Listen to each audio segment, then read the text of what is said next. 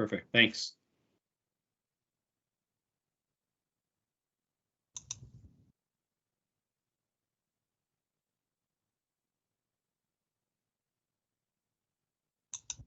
All right. Thanks, Mike.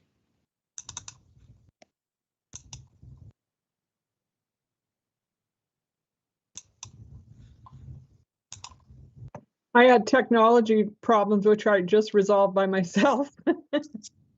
Pretty funny. Anyway, I'm good.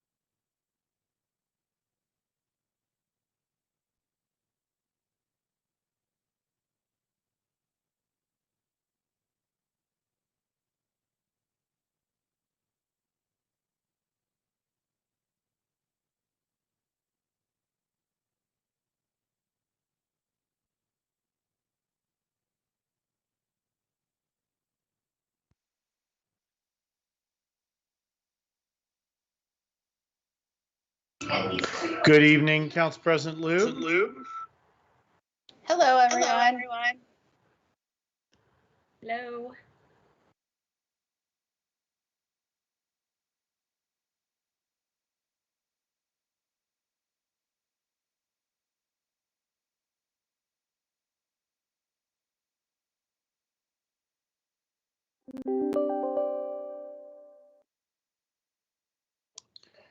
Mike, still no Councillor Goodhouse?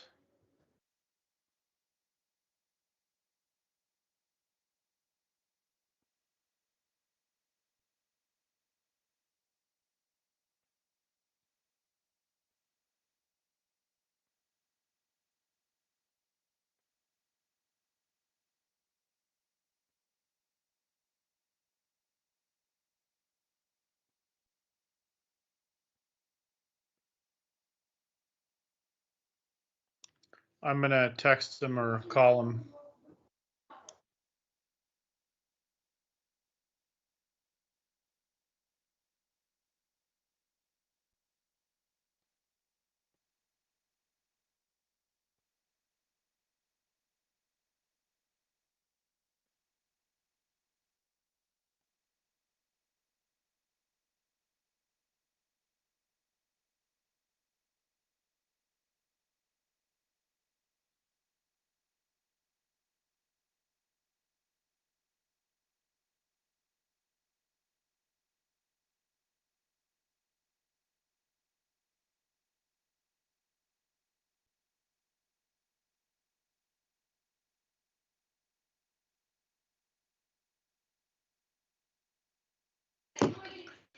All right, I did not get an answer, so I'm going to suggest that in the interest of time and how full of an agenda we have, that we start. So I will call this Tigard City Council and Local Contract Review Board meeting to order, and I want to start with, there's Councillor Goodhouse. All right. Thank you for joining. I do want to acknowledge that today's the 80th anniversary of Pearl Harbor, and just take a moment to reflect, and then we'll move on with the meeting.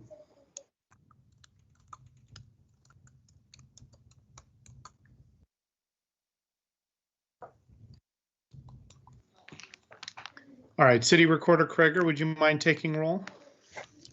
Sure. Mayor Snyder. Here. Youth Councillor Nog. Here.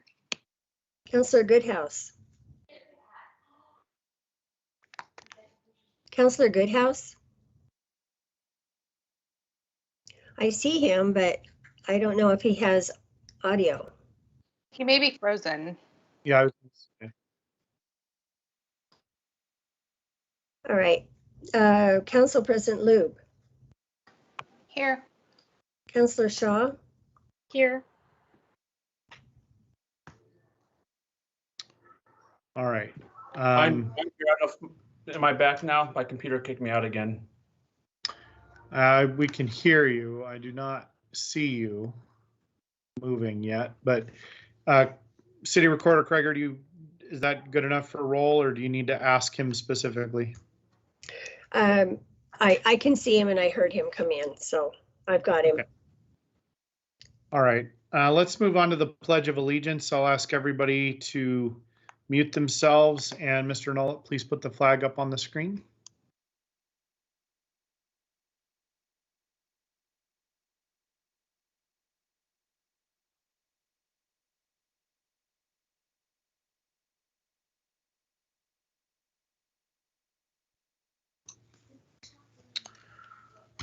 All right, thank you. And staff or council, any non-agenda items?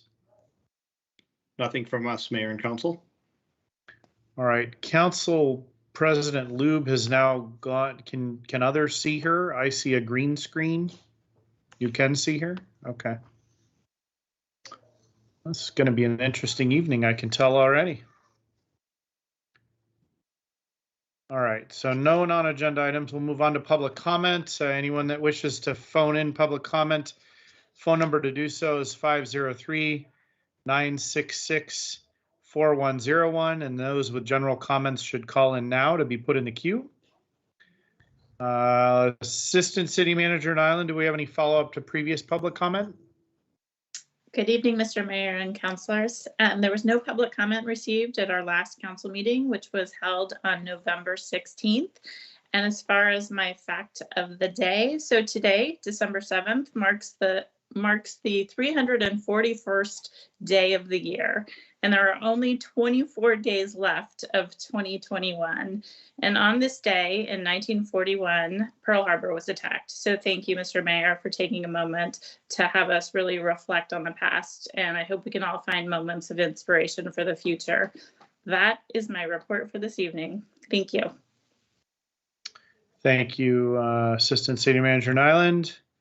We'll move on to written public comment. City Recorder Krieger, I don't believe we received any written public comment. Is that correct? That's correct. We received none. All right. We'll move on to phone-in public comment. Mr. Nolip, are there any callers in the queue? Mr. Mayor, at this time there are no callers in the queue, but I'd like to monitor it just for technical glitch, but just for a few more minutes, and I'll let you know if anyone calls in the next couple of items. All right. Yeah, interrupt me verbally because I will not be able to see the chat. I sure will. All right. There's no proclamations or recognitions this evening beyond what we've already talked about. Let's move on to the consent agenda. The consent agenda is used for routine items, including minutes and approval of contracts or intergovernmental agreements. Information on each item is available on the city's website in the packet for this meeting. These items may be enacted in one motion without separate discussion. Council members may request that an item be removed by motion for discussion and separate action. Tonight we have on the consent agenda approving a couple of different meeting minutes for city council meetings, and then a local contract review board action to consider approval of a contract amendment to banking services, and then another one for approval of a contract award for the Reservoir 18 and Pump Station.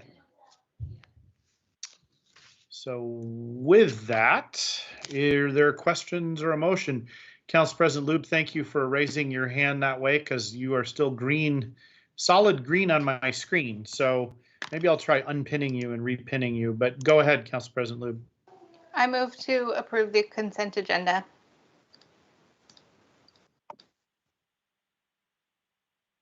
Councilor Shaw. I moved to second. All right, it's been moved and seconded.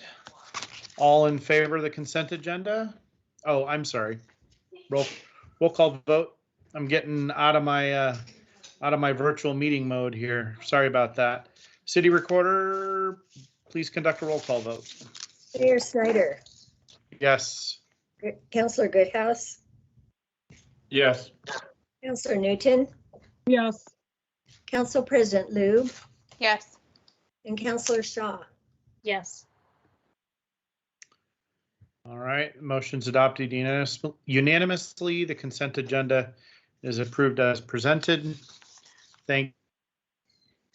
And we will move on to item number 5 on the agenda, which is to consider a resolution appointing members to the Planning Commission. I do want to point out that we have a lot of appointments this evening.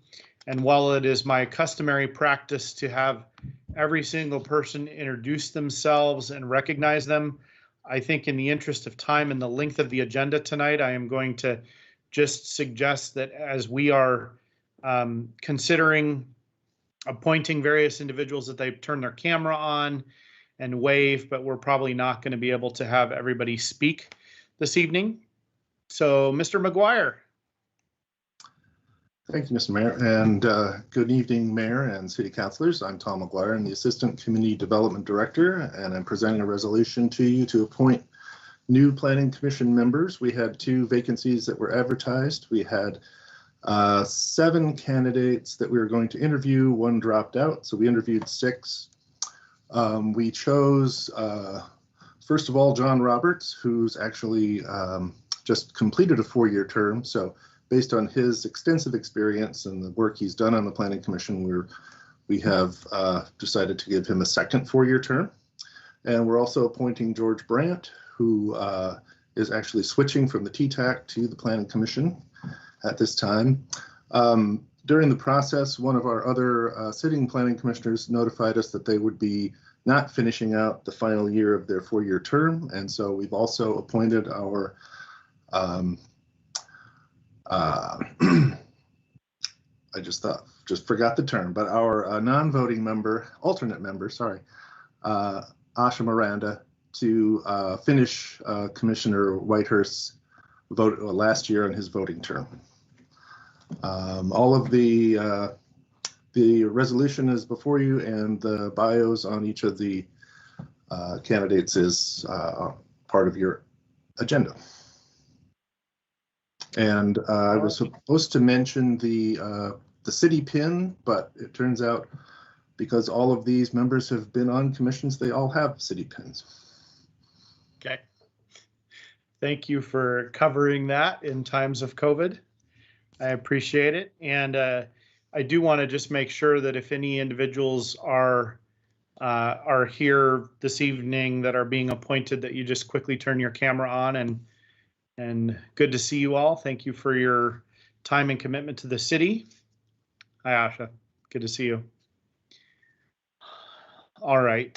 Thank you. And council, are there any questions or a motion?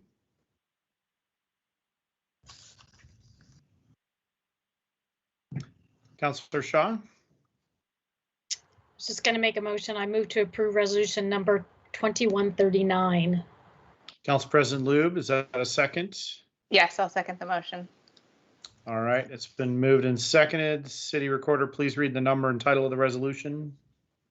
Resolution number 21-39, a resolution appointing John Roberts, George Brandt, and Asha Miranda as voting members of the Tigard Planning Commission.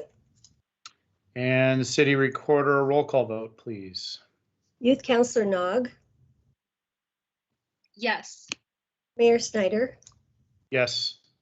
Councilor Goodhouse, Yes. Councilor Newton, Yes. Council President Lube, Yes. Councilor Shaw. Yes. All right, resolution number 21-39 is adopted unanimously. Thank you, Mr. McGuire, and for everybody serving on the Planning Commission. We'll move on to item number 6, which is to consider a resolution appointing members to the Audit Committee. And we have Assistant Finance Director Isaacson. Good evening, Mayor and council members. I'm here to present a resolution to approve 2 appointments to the Audit Committee. We had 5 applications, one of which withdrew. So we ended up doing 4 interviews for 2 positions, a voting position as well as an alternate. The two that we are bringing forward this evening are Brian Scott to fill the voting member position and Nikki Walker to fill the alternate position. We felt that these were both great candidates and we're excited to have them on the audit committee. We will be sending them pins as long as the council approves them. Any questions? I don't think any questions, but I see someone just popped their camera on. So Brian, good to see you. Is there anyone, is Nikki with us as well if she wants to pop her camera on? Nikki was not able to join us this evening. All right, and Council President Lube, I see you holding your hand up. I don't know if you'd like to speak about the interviewees or make a motion. Well, both I'd actually like to do. This one and budget, and I think we're also doing PRAB tonight. I was able to sit in on all of these interviews, and I'm so overwhelmed and grateful with how many Tigard community members want to serve on our committees. It's just a real privilege to have so many interviews and have so many great candidates. It's really hard to pick. And I just really want to thank everyone who's serving their community and helping make Tigard a better place and a more inclusive place. And I just, this is one of my favorite things to do every year is to do these interviews. And I ask them really hard questions and I get really, we get really great feedback on how we're doing as a city and what we can improve and some really great ideas. So it's just thank you to all the candidates who interviewed, all the, community members, and we're excited to have you for those who are new to the board and committee process. So with that, I would like to move to approve resolution 21-40.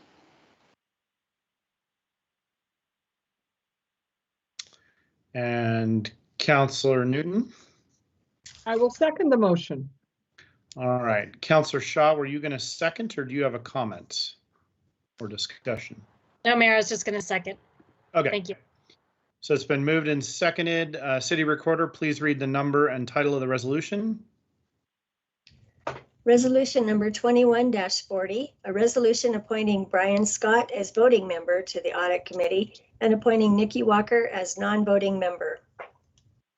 And City Recorder, a roll call vote, please. Youth Councilor Nog. Yes. Mayor Snyder. Yes. Councilor Goodhouse. Yes. Councilor Newton. Yes. Council President Lube. Yes. Councilor Shaw. Yes. All right, resolution 21-40 is adopted unanimously, and congratulations to those appointed. And Jared, thank you for sending them their pins. And we'll move on to item number 7 on the agenda, which is to consider a resolution appointing members to the Budget Committee. City Manager Reimer, staff report. Yes, good evening again, Mayor and councilors. I had the privilege to sit on the Budget Committee interviews with Council President Lube. We interviewed 7 great candidates, I would say. And after our discussion, we are here to recommend 2 individuals for 3-year terms and then 1 individual for as an alternate non-voting member for a single term. So Leah Boyt and Clarissa Benfield, with terms that would the terms would end, on December 31st, 2024. And then Jake Schlack's term would be 1 year, which would end on December 31st, 2022.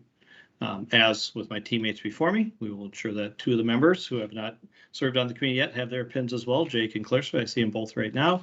So we'll ensure that they have their pins. Other than that, we're happy to answer any questions you may have. Well, thank you very much for being here, both of you. And City Manager Reimer, thank you for the staff report.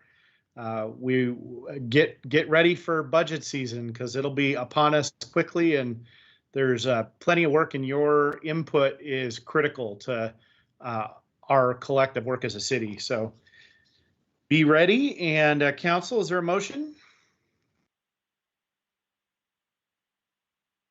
Council President Lube, I see your hand up, I think, from last time. Do you want to make a motion again? Yes, I will also say please be prepared because we will call on all of you during the budget process. So just a fair warning, we will call you by name. we value your input. And we're so excited to have you and to get started here soon. I move to approve resolution number 21-41. All right, Councillor Shaw, looks like you're ready to second it. I am. Also want to welcome them and second the motion. All right, City Recorder, please read the number and title of the resolution. Resolution number 21-41, a resolution appointing Leah Boyt and Clarissa Benfield to voting positions and appointing Jake Schlack as the alternate position on the Budget Committee. And before we take the vote, Jake, I just want to make sure you know that while you may not technically have a vote, you get to say all the same words you want to say anyway. So be ready. You get the voice, just not quite the vote. So be prepared. Don't think that means you don't have to speak. All right, City Recorder, roll call vote, please. Youth Councilor Nog, Yes. Mayor Snyder, Yes. Councilor Goodhouse, Yes. Councilor Newton, Yes. Council President Lube, Yes.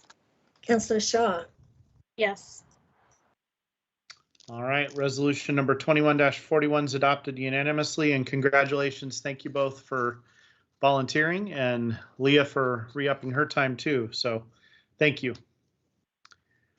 Next item on the agenda is item number 8, which is to consider resolution appointing members to the Parks and Recreation Advisory Board. Mr. Gruen. Good evening, Mr. Mayor, council members, and a special thanks to Council President Lube for sitting in on the interviews with us. We had 16 applicants that were interested in serving on PRAB. We did 9 interviews, and ultimately it was a tough decision, but we selected 4 candidates that will contribute to Parks and Rec Advisory Board. We have Natalie Newgard, who has been serving as an alternate member and will be coming on as a voting member. We have Jolene Sigler, who is joining us as a voting member. We have Jim Essenberg, who is an alternate member, and Leah Matthews as an alternate member.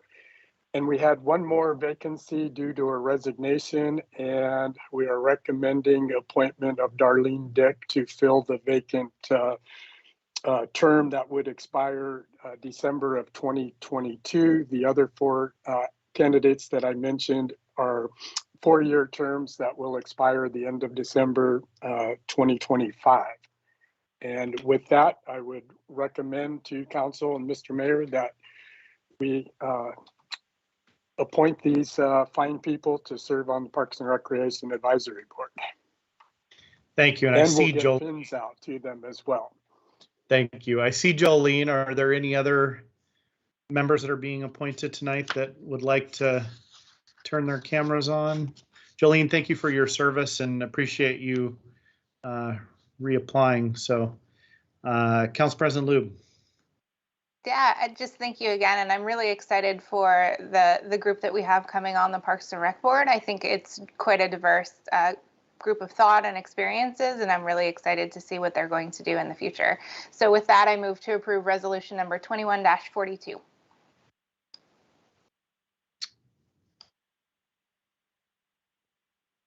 Is there a second? Councillor Newton? I'll second the motion. All right, it's been moved and seconded. City Recorder, please read the number and title of the resolution. Resolution number 21-42, a resolution appointing Natalie Newgard, Jolene Sigler, Darlene Dick as voting members, and Leah James Essenberg as alternate members of the Tigard Parks and Recreation Advisory Board. And City Recorder, roll call vote. Youth Councilor Nog, Yes. Mayor Snyder, Yes. Councilor Goodhouse, Yes. Councilor Newton, Yes. Council President Lube, Yes. Councilor Shaw. Yes. All right, resolution number 21-42 is adopted unanimously. And thank you again all for serving your communities. Much appreciated. Thank you. As we move on to item number 9 on the agenda, I'm realizing what I was about to share. I don't know whether we're going to need this or not, but this is scheduled to be a very long meeting, and I want to recognize that there may be a need for a brief bio break / 3-minute stretch session. So I do want to indicate that my intention is around 8:30, between 8:30 and 8:45. If we still anticipate 30 to 45 minutes or an hour of time, I'm going to call for a 3-minute recess in between some items if people are okay with that. Does any member of the council object to that? Okay. I think it's a good idea to keep us fresh, especially with some of the topics we have tonight. All right, let's see. Next item on the agenda is item number 9, to receive an update from Metro Councilor Rosenthal. Metro Councilor Rosenthal, are you with us?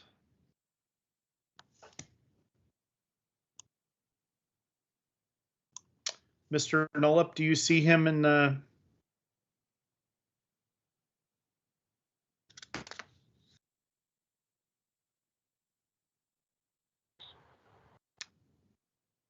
All right. Mayor, you're running an efficient meeting. We're 26 minutes ahead. I saw that. Do we have the folks ready for item number 10, receiving an update from Washington County on supportive housing services measure? Mr. Warren, are you available, and do you have your speakers? I'm available. I will turn to Mike to ask if Emily Roots and Ali Alexander Sheridan are with us.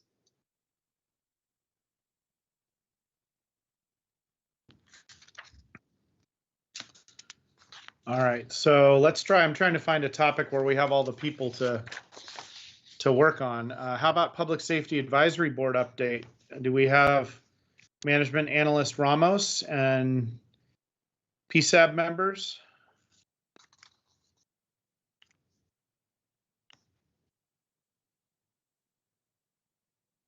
Possibly not.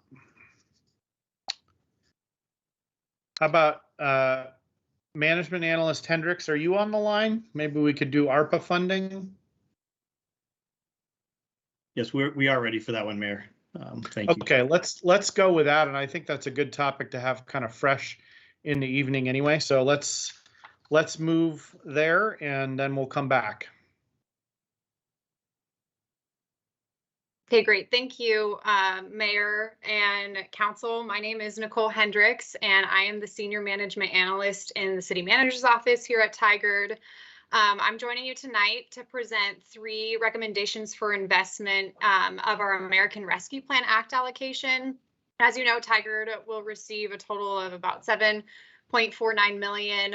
The first half, which we received this past June, and the second half to come next June. And this is part of the federal relief to address community needs and impacts of the pandemic. So to date, through CARES and other funds, we've provided a total of $6.1 million in resources to our community through business grants and loans, delaying some rate increases in city fee assistance. We provided grants to nonprofits and community resilience efforts like our community mural that we did. Our first 2 recommendations tonight focus on Council Goal 1 around housing and supporting our unhoused residents.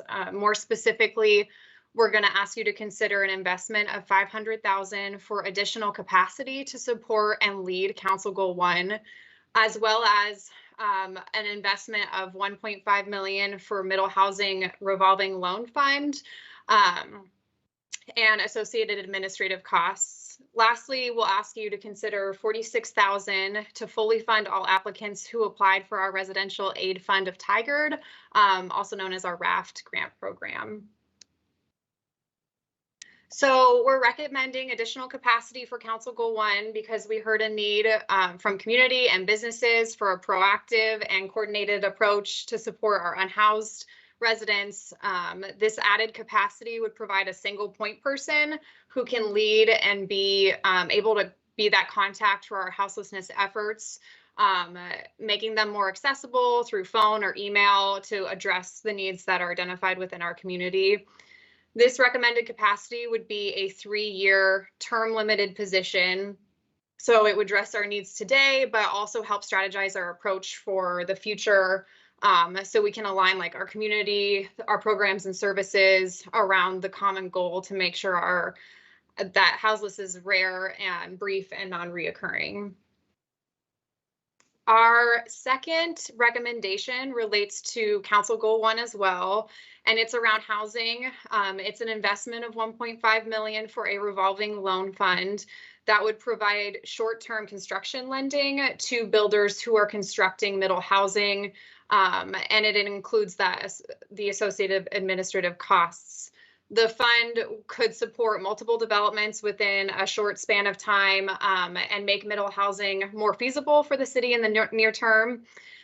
This fund would also build on like our continuum of housing options. It would fill that gap that is currently there and meaningfully like move the needle on the housing shortage. So since we are filling a gap, we are looking at programs out there that do exist already that are similar to this, so that we can consider those approaches.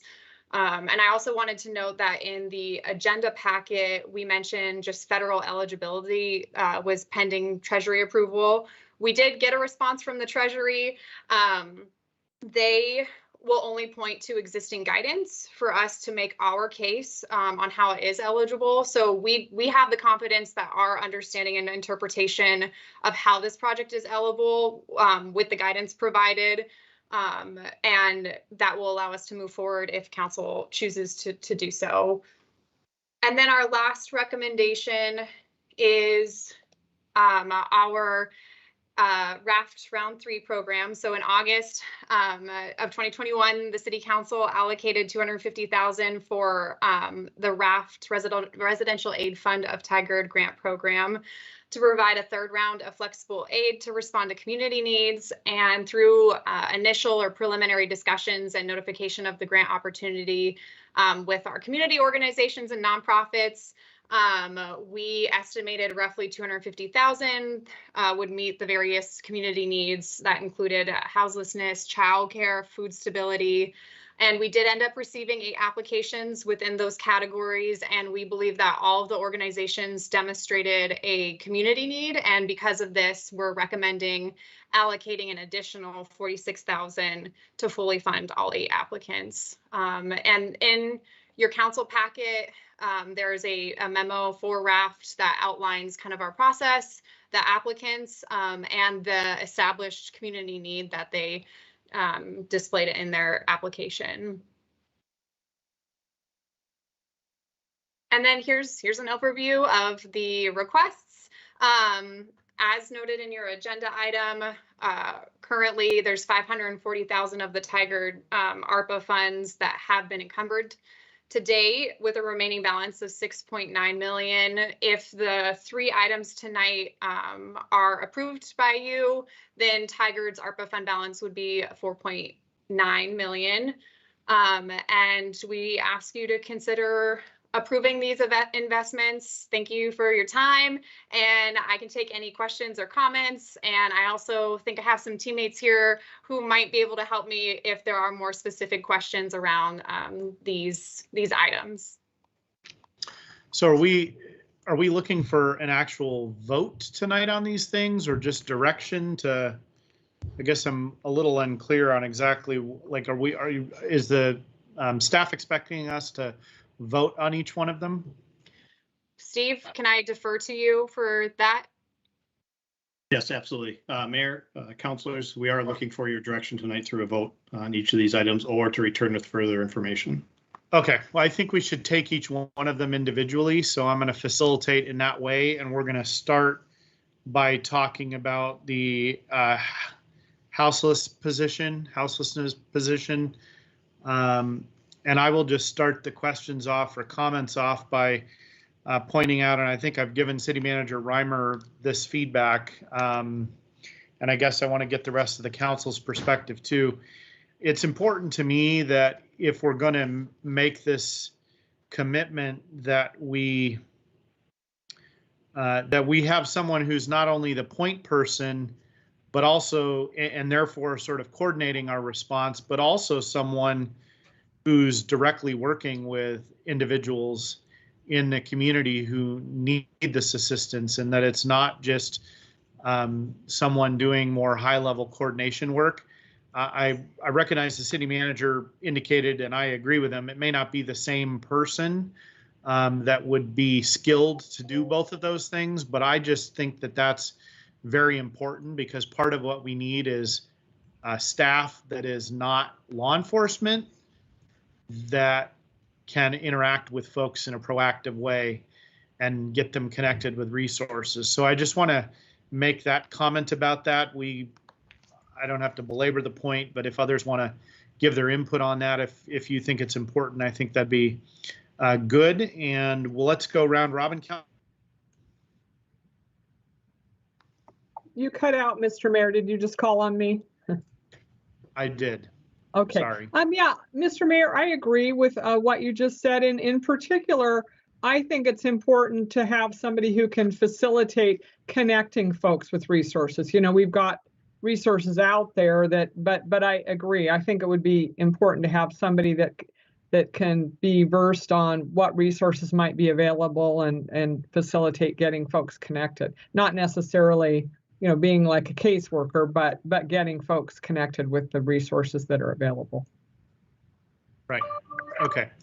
Thank you. Youth Councilor Nog? Yeah, I wanted to add on more to the specific staff. I think it's important to not only have people that have housing resources, but they also have like specific indirect training on how to like approach houseless people.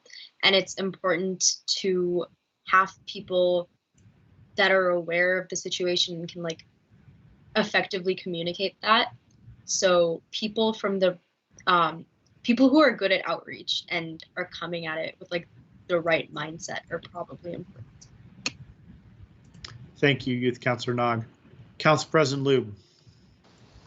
I agree with everything that's been said, and I don't really have anything to add other than I think this is something, you know, our community is asking for. It's for a central place to be able to reach out and to have answers and have action. And so I think it's really important, you know, while they are also connecting to services, they're doing a really great job of communicating and connecting and making sure everyone is on the same page with community and also within, you know, the city services too. Councilor Shaw. Yeah, thank you, Mayor, and thank you for the presentation. And perhaps, Nicole, you can clarify. I had thought there was going to be one position that was going to be both the program specialists who would communicate, not necessarily a caseworker, but someone who had to our council's comments that they had that sensitivity and that training that's needed, but that person would also be the strategist, so more dollars could go towards programs as opposed to staff. But just wanted to get your thoughts on that. And that Steve, if you have comments to our city manager.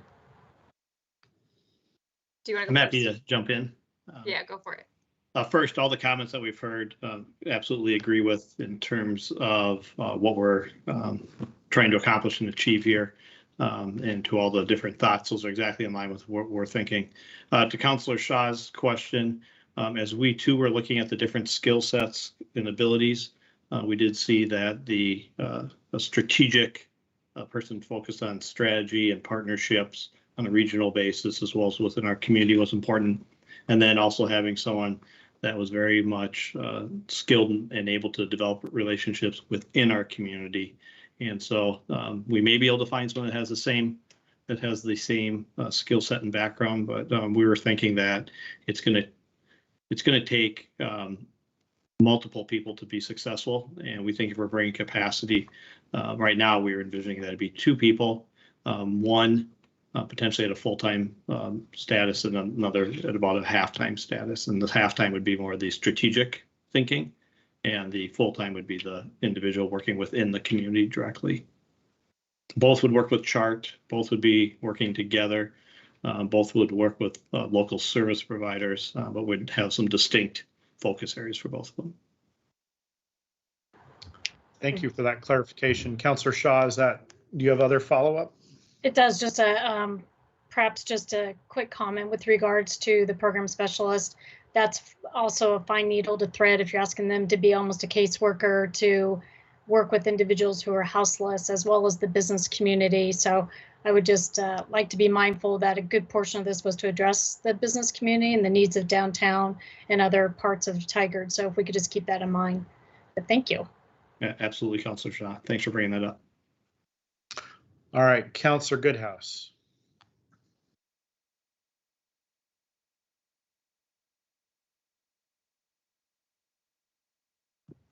Computer is all over the place today. I agree with what has been said. You know, making sure that also I think we communicate what these positions are and what the parameters are of these positions. As Councilor Shaw said, there's obviously been a lot from our business owners and from our residents about different homeless problems. There's been a lot of comments and so forth from the police as far as our, you know, their hands being tied. So I think really when we do this, we got to really kind of detail what they can and can't do. Because as soon as we have these positions in place, I think a lot of business owners or residents are going to think this is going to be a solution. They're going to wonder why maybe there's still a problem or still activities going on. So if we can really communicate that, what we can or can't do, and be active in that way. And then probably also a lot of outreach with those individuals we hire to either do some kind of you know, listening sessions, you know, Zoom calls, do both some virtual and in person, so they can actually talk, meet these people, and have a way to get to know who they are and understand what they can or can't do, but also hear from these community members. I think the biggest thing that's going on now too is that people don't feel heard. And so if they can really sit down and really at least vocalize these to a person as a point person, that'd be great.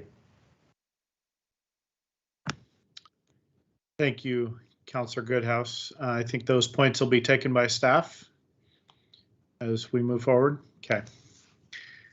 I will just make the final connection that, you know, how well the outreach person or role does may affect the results for downtown businesses and experiences from individuals as well. So there is a link there. I think both, it's a both and as far as functions go. And Councilor Shaw, I think your point's well taken. It may not, you know, 1.0 and 0.5 may not be the exact right distribution of that, but I think the staff will figure that out over time.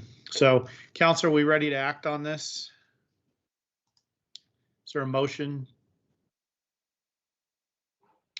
And there's not one in the meeting guide, so the motion would be to approve the staff recommendation on this point.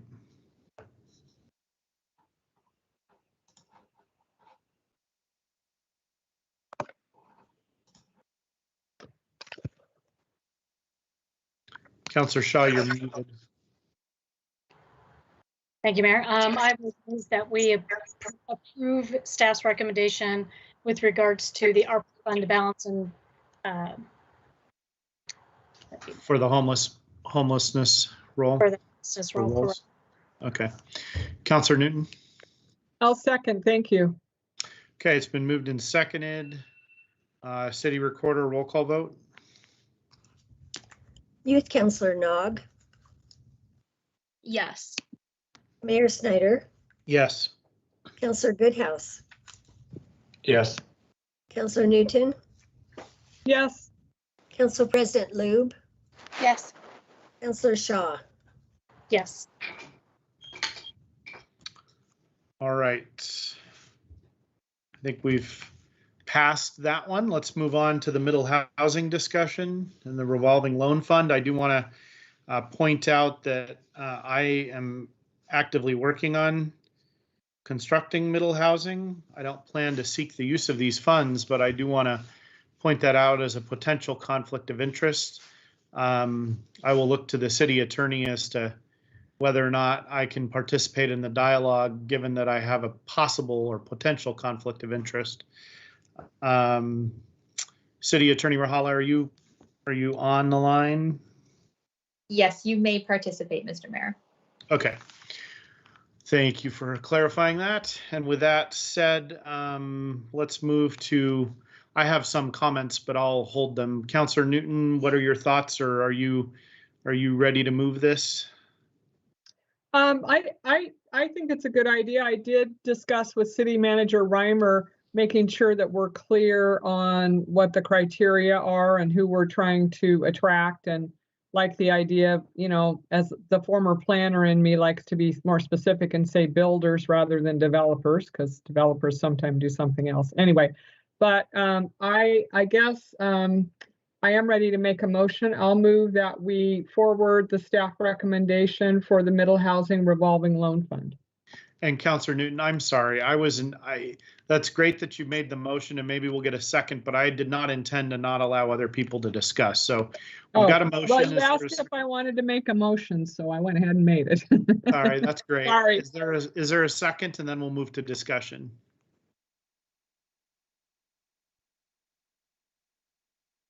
Councillor Goodhouse? I second.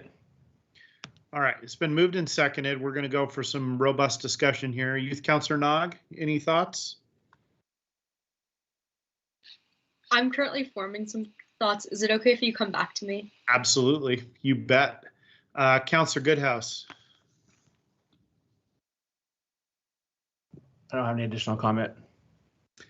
Councillor Shaw. Thank you, Mayor. Perhaps just a clarifying question. I'm familiar with federal definition with regards to the low income, but curious how that differs from low wealth. And if it's a lengthy definition, I can certainly take that offline and speak with City Manager Reimer about that.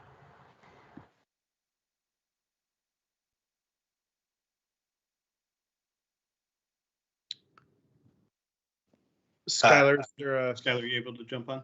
Yes. So I will confess, I don't fully understand the question about low wealth. So I guess first of all, I should introduce myself, Skylar Warren, Senior Planner in the Department of Community Development. As you alluded to, the federal definitions for low income are what we would use to qualify someone for an affordable housing development. I'm not aware of any federal definitions or state definitions for low wealth that are used as qualifying factors. Certainly that's something that we can look into further and update the council on.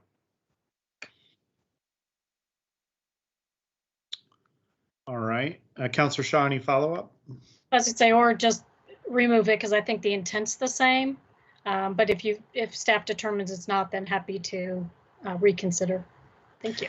And Councillor Shaw, are you referring to what's written in the AIS, or is there something more specific in the documents that the staff had provided? That, like, are you concerned about how it will be administered? Or I guess it'd be good to tell Skylar what your specific concern with those terms are.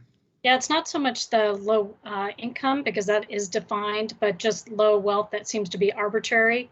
And I just want to make sure that we're clear on what that means. Okay. All right, Skylar, you got that? Yes, and I should say that low wealth in the description that was provided is alluding to not necessarily a qualifying factor. It's alluding to the fact that a low income household is most generally going to be also low wealth. Okay. Council President Lube. Thank you. I had a robust list of questions that were answered previously, but I think one of the things I just want to emphasize is when we do negotiate and come up with everything, that this is a self-sustaining process. And it's something where, you know, the interest on the loan takes care of the administrative fees and we're not losing loan balance and all of those things. So this is a wholly self-sustaining fund that doesn't at some point require city funding to continue to process and to continue to move forward. That, you know, it doesn't become one more thing we need to add into the budget. If we're doing this, it should be self-sustaining. So, but also to thank you for all of the questions that you previously answered for me. And Council President Lube, on that point, you are really pointing out that the capital will continue to be used and used and used again, not be reduced. Yeah, and I think it's important. One of the things that I had sort of alluded to in my list of questions was just making sure that, I certainly want to make sure it's attractive and, the interest rate is low enough and all of those things to continue to process this forward. But, just also keeping in mind for inflation in the future. If we set this up correctly, it really could be the kind of fund that could be around forever and really help Tigard grow. And so let's make sure we're setting it up now so, everything is self-sustaining and, maybe it does grow a little bit because 1.5 now is not the same as 1.5 10 years from now. And so how do we continue to make this something that, can be impactful for the future? Thank you, Council President Lube. And Youth Councilor Nog will come to you in just a moment. I'll make my comment and then you'll be up.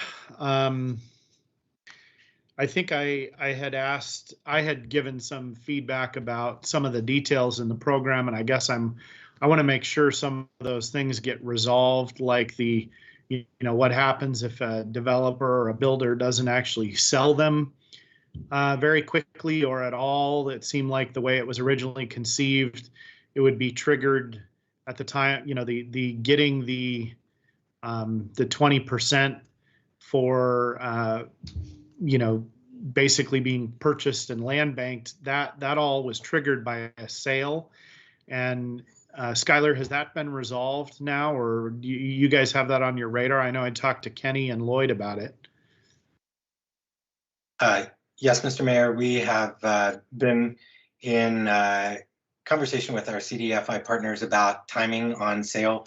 And it is important to note that the affordable units are available as a right of first refusal. So there would be a performance period in which an affordable housing supporting agency would have to perform. Otherwise, the unit would be for sale on the open market. And so we're working to align that performance period with standard sale closing timing for these types of developments. Okay, thank you. I mean, that was actually the other, you kind of lead into the other comment I'd made, which is just that most developers, and if they're developing and building, and even if they're intending to sell, they don't sell them immediately because of the federal long-term capital gains implications versus short-term. So I hope that was appreciated in this work too. That was my other comment. So I trust that you guys have worked through all that, and with that, we'll go to Youth Councilor Nog. I don't have that much of like a critique. I just think that the idea of affordable housing is very beneficial to our community, and that one of the things that might be useful is the marketing aspect of like letting people know about these opportunities. Skylar, can you comment on that? Is there a plan to market this opportunity to people besides me that might be able to use them? Absolutely. So there's two sides to this. There's the marketing of the loan fund itself to builders, and there is the marketing of the affordable units. On the first point, we will be working with our CDFI partners to affirmatively market to minority and women-owned businesses, so developers who would be qualified under those state guidelines. On the side of home purchase for the affordable units, we currently, council approved a contract for Proud Ground, a community land trust, who would be one of the agencies that we'd be working with on the right of first refusal units. They do affirmative marketing to communities of color and low-income communities. And we are looking at the opportunity to partner also with Portland Housing Center and perhaps Habitat for Humanity, two organizations which also affirmatively market to communities of color and low-income households. All right. Thank you for that. We have a motion on the floor. Is everybody ready for a vote? City Recorder Krager, roll call vote. Youth Councilor Nog. Yes.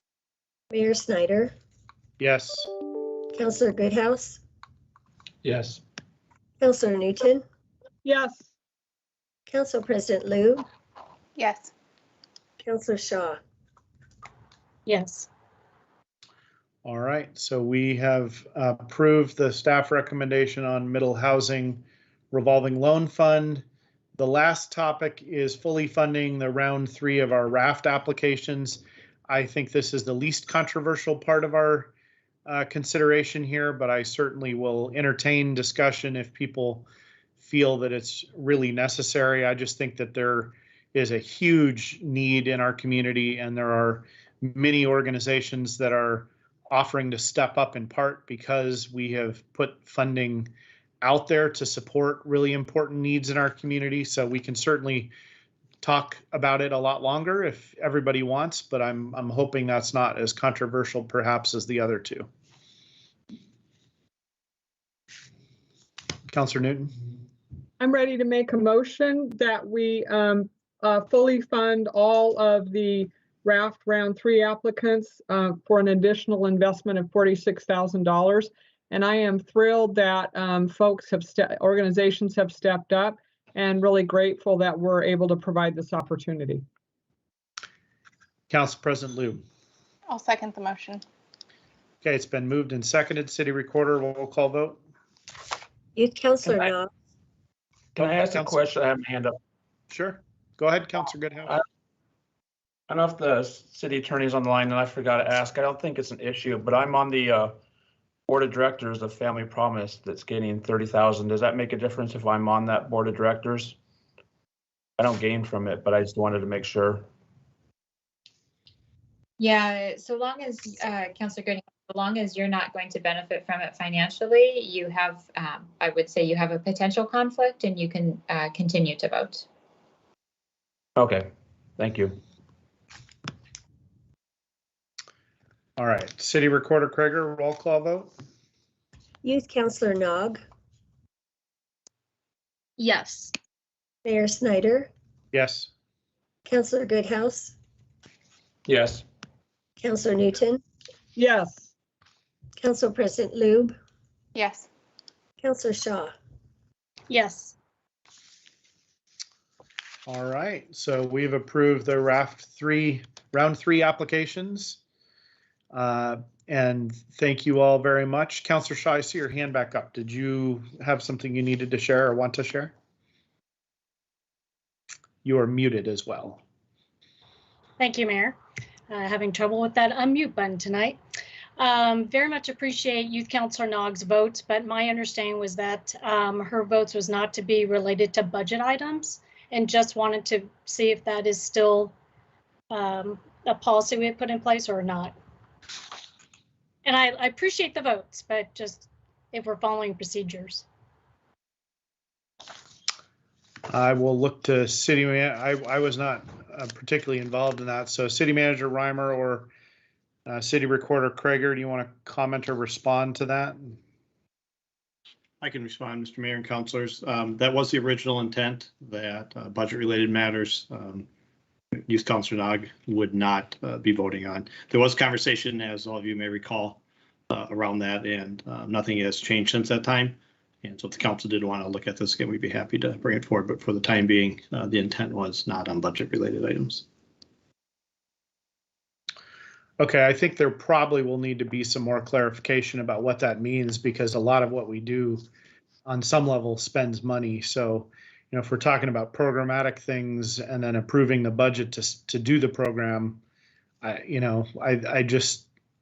not sure that's as black and white as we're saying there. So there probably needs to be some more work done by the team to figure that out, and then also make sure that the city recorder is managing that the way that it's planned. Yeah, and I will. I'll work with the team. We'll take a look at that, and I'll come back to the council with some thoughts. Okay, thank you. Metro Councilor Rosenthal, we were significantly early on our agenda, and we're now a little bit behind of the time we were supposed to start with you, but we got a whole 25-30 minute agenda item done before you joined, or before now, I should say. I know you joined on time, but are you ready? I'm ready. Can you hear me? If you have the slides, I haven't figured out how to share my screen with under Teams, but I think you have the slides. Somebody has them. Mr. Nullup, are you able to put the slides up for Metro Councilor Rosenthal's presentation? Or I can just wing it.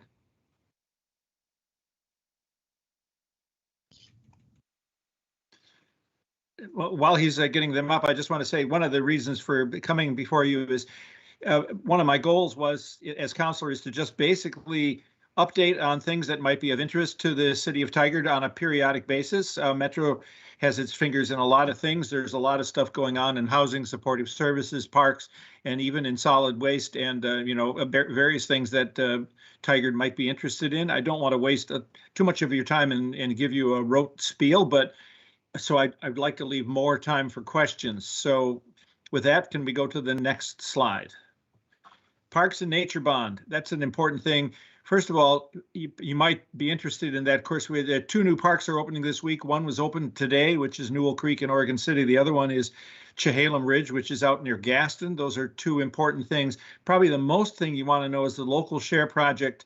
Well, we actually opened, we bought a property earlier on in the years called the Shoal property in Gresham. None of that is directly impacting, but what does impact you is the local share of $3.1 million and the fact that we streamlined the local share application process that was done in September, and that's open for basically for projects and under the guidelines that we had before. Where our Metro staff is committed to working with the park providers to ensure they have what they need to meet the goals. Now, if you're concerned about trails, of course, we've allocated 20 million trails from the Parks and Nature Bond to fit with the regional flexible funding. And the only real thing there is that with the flexible funding, the values remain equity, safety, climate change, and congestion. And we have, basically to try and extend the parks and extend the transportation. We dropped off the freight criteria for this particular one. So let's see what else. First side, the local share applications, we're accepting them now. I presume that you have some interest in that, and I hope it moves forward. Every jurisdiction, every parks jurisdiction has its own time frame and has its own ideas. So Metro staff is willing to work with you on that. The money will go for, just so you make clear, it'll go for natural areas or acquisition, fish and wildlife restoration, developing public access, design and construction of trails, and financing new learning or environmental educational processes. Anyway, I don't know if you need any more detail on that. We can go to the next slide. The Parks and Nature Levy, as you know, it's been approved twice since 2013, and it's mainly for restoring habitat for maintenance and access improvements, as also education. As you know, a lot of these facilities, or a lot of these, for Chehalem Ridge is particularly one of them, where there's a lot of work that needs to be done, both to keep invasive species out as well as to keep it open for the public so that they have access.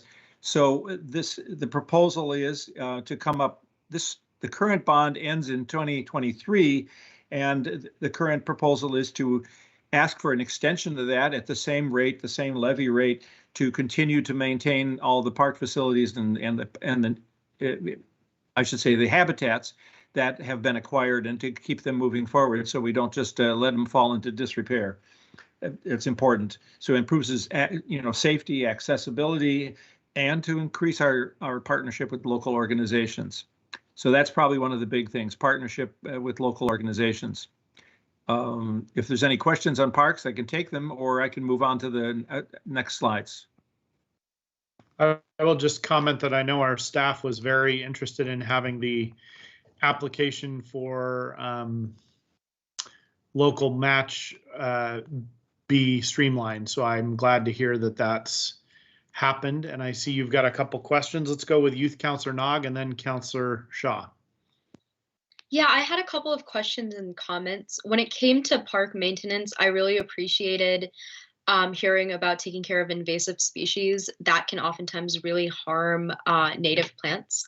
One thing about trails that I wanted to comment on was to make sure that there's like good environmental surveillance and that it doesn't necessarily harm local vegetation and habitats, and the increased like flow of people that it doesn't harm the environment in any ways. And I was wondering if there was any way to include a composting bin with a trash can. I know that in parks we normally have like a trash can and a recycling bin, but maybe adding that added bin for composting might actually help remind You mean a bit? Compost.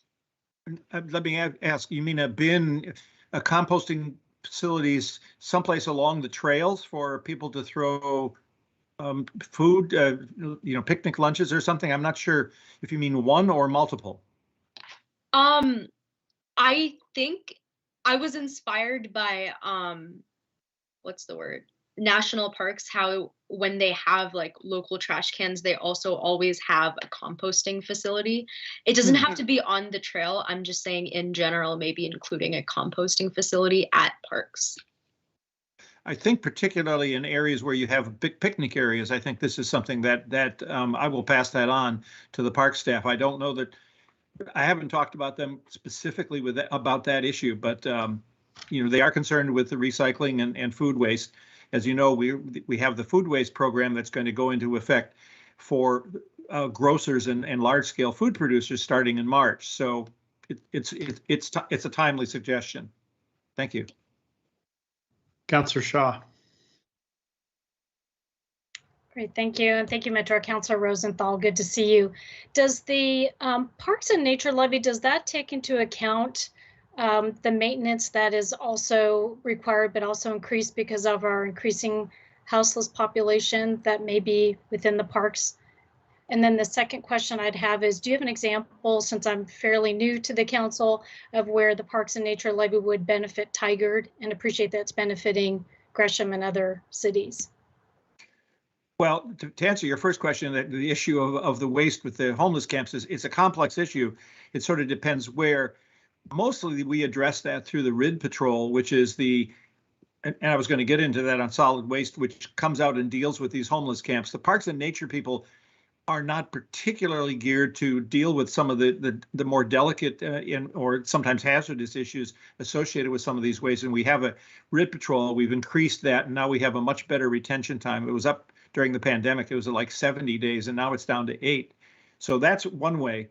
And your second question was, how can this help Tigard? And obviously, Tigard, the local shares, if Tigard has specific projects, there's a local share, $3.1 million, and they just have to come up with a plan and say, this is what we propose, and that's available. And then, of course, I must admit, I don't know all the directions in which trails cross Tigard. There is obviously going to be some connection with the trails that are, the Tonkin Trail crossing the Tualatin River and moving on north. And I don't know exactly where it crosses through Tigard. So that is one of the trails projects that would affect Tigard in the long run. Beyond that, I don't think I can speak to specifics. Yeah, Maybe I will. Snyder can. Yeah, I was going to add that not in this round, but Dirksen Nature Park, which is a huge benefit to Tigard. It was purchased, I think, with levy money in the early to mid 2010s, so between 2010, 2015 with this funding. And that was a major commitment and benefit that we got. But that's just one example. And our staff may be able to speak more to the question about how we may use the match. I know that our prior city engineer was, working on that. So, Rick, I see you raising your hand. You want to respond to that? Yeah, thank you, Mr. Mayor. Just want to let you and council members know our teammates are working to put our application packet together. We did have Metro staff out, I believe it was back in September. We showed them a number of our project ideas. They were very supportive, so we appreciate that. So we do have like Steve Street and Bagan identified as using local share dollars. We're also considering the library backyard project as possibly using local share dollars.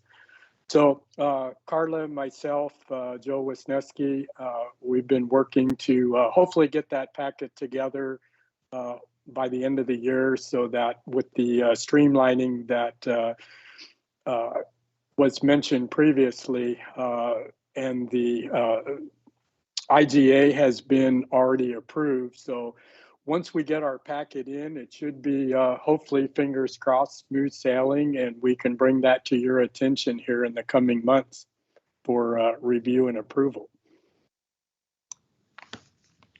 That's great to hear that you're moving forward on that. Yeah, Councilor thank you, Shaw, sir. do you have any further follow-up on that? No, you're good. Okay. Youth Councilor Nog, I see your hand up. Is that the same hand, or do you have additional questions or comments? That is the same hand. Okay. I am trying to find a way to lower it, and I found it. Cool. Thank you. Okay. Councilor Rosenthal. We can move to the next slide, please. Garbage and recycling. I think I've already covered that. Of course, the associated with the homeless camps as well as with other things. That we had a tough response time during COVID because we couldn't use the crews that we had. We now have added 2 more. I think in late November, early December, we're now down to 9 business days in terms of response. One of the interesting things to note is that about 60% of the waste that you see along, this illegal dumping and things is associated with not with the homeless camps.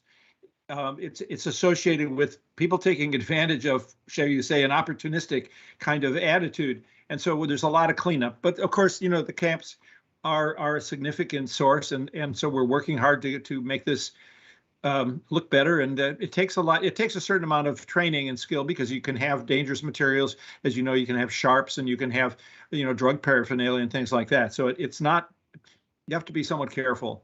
It takes training and it takes a little supervision. Okay. Next slide, please. That's the RID Pro. I wonder, I should go back. You might want to know what the status of the Ridwell issue before I go on to and that's it. The Ridwell, as you know, they submitted an application. It's they have it's a subscription service to remove certain wastes, and we determined that they needed a permit. We asked them to file a request, an application for a permit, and they did. In the meantime, of course, they also had to file a permit for the DEQ. The DEQ, their original deadline was the 15th of November. They got one extension to the 30th of November. DEQ was going to shut them down if they didn't submit. They did submit. Now DEQ is going to review that, and they probably will start the public comment period in early January. We don't know exactly. So in the meantime, Ridwell is continuing to operate because they started out as a different kind of business and didn't assume they had a permit. There's a little debate about that, but we won't really know what the DEQ permit process has, what their requirements are, or what their comments are until probably late January or early February. So that's the status there. And of course, it's different in every jurisdiction, and they only operate in a few. Okay. Now, any questions on that? No. Okay. Construction careers pathway. Now that's a fairly important thing, and one of the most important things is we've now gotten all the counties to sign on to this. The Blue Lake project is the first one that we did that became the first construction career pathways project in the region. Portland Community College, as well as the Washington County, has now signed on, and we think that this is really an important thing because it's basically it's a training up exercise, or it's a training up process with all the contracting issues that we have going forward throughout the area. So we encourage local jurisdictions to join it. It's basically a step up. It provides people with a pathway toward improving their skills and getting higher quality wages. And there isn't a lot more to say. It's a good program, and we hope it goes region. Basically becomes the standard in the region. Next slide, please. The affordable housing bond. As you know, the affordable housing bond is a big discussion. It's being managed by the different housing authorities. Rockwood Village in Gresham was the first one to open. The Mary Ann, I had the opportunity of touring that in Beaverton downtown. So there's, and of course, the viewfinder is getting close to being open in the Tiger Triangle. I had the opportunity to visit the SEPA facility, which opened later this year, not part of the housing bond, but part of other housing or funding. That's the one on 68th Place. It's also a nice facility. So there's about, I think there's 600, more than 600 in the process right now. And we're on track in the next couple of years to have about 2,900 units region-wide. So it's moving forward. It takes a while. A lot of people ask, why does it take so long to, why can't we just sort of start putting up, low-cost housing? And one of the big issues that many of you realize is, of course, it takes a complex funding cycle. There can be private developers, there's public, different kinds of public sources, there's the bond issue, and they all have different requirements, and you have to get sign off, and you have to have, depending on your facility and who's it for, it has to be certain kinds of facilities that are available, and it has to look at the long term. It has to be built for a long-term use because these are long-term commitments. So it's a little more complicated than a standard market rate, and that's why it takes a little longer. It takes a couple of years, and the prices tend to be a little bit higher than your market rate. Next slide, please. Or any questions on this? On the housing? There's a number that are, I think there's 7 or 8 in the Portland area, and there's a couple more in our region. There's one down in Tualatin that SEPA is working on, and there's several others. There's one in Cornelius and several others, one that's in planning by Washington Square. So there's a lot that's going on. The supportive housing service is a complicated process. As you know, the counties are going to be administering the money to the local nonprofits and the other support groups. We are still in the process of finalizing the intergovernmental agreements for this with the 3 counties. There have been some differences of opinion as to oversight. Those are going to be resolved fairly shortly by the end of the year. As you know, it started in July 1, but of course the full funding is not available. That was preliminary funding. The full funding will become available as we get to the taxation cycle in April of this next year, and then there'll be monies. The latest I heard is around $180 million that will be shared regionally. And most people consider this really a critical element. You have to support people when they get into housing. You don't just move them in and give them the key and then expect things to work out. You have to have some support for whether they have substance problems or whether they have some, they need some assistance with medicines and so forth. So as I'm sure you all understand that this is a complicated issue. Next slide, please. Oh, that's it. What else have I not covered? Parks, solid waste, transportation.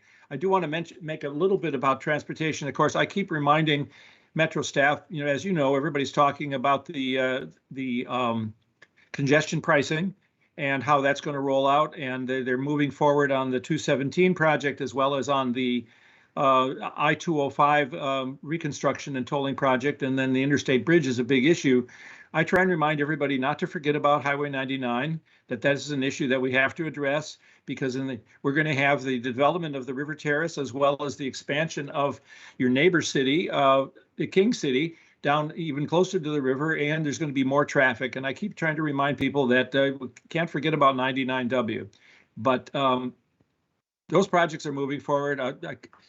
I'll open up to questions. There's a lot of transportation. We do have to, I should mention, we have to redo the regional transportation plan.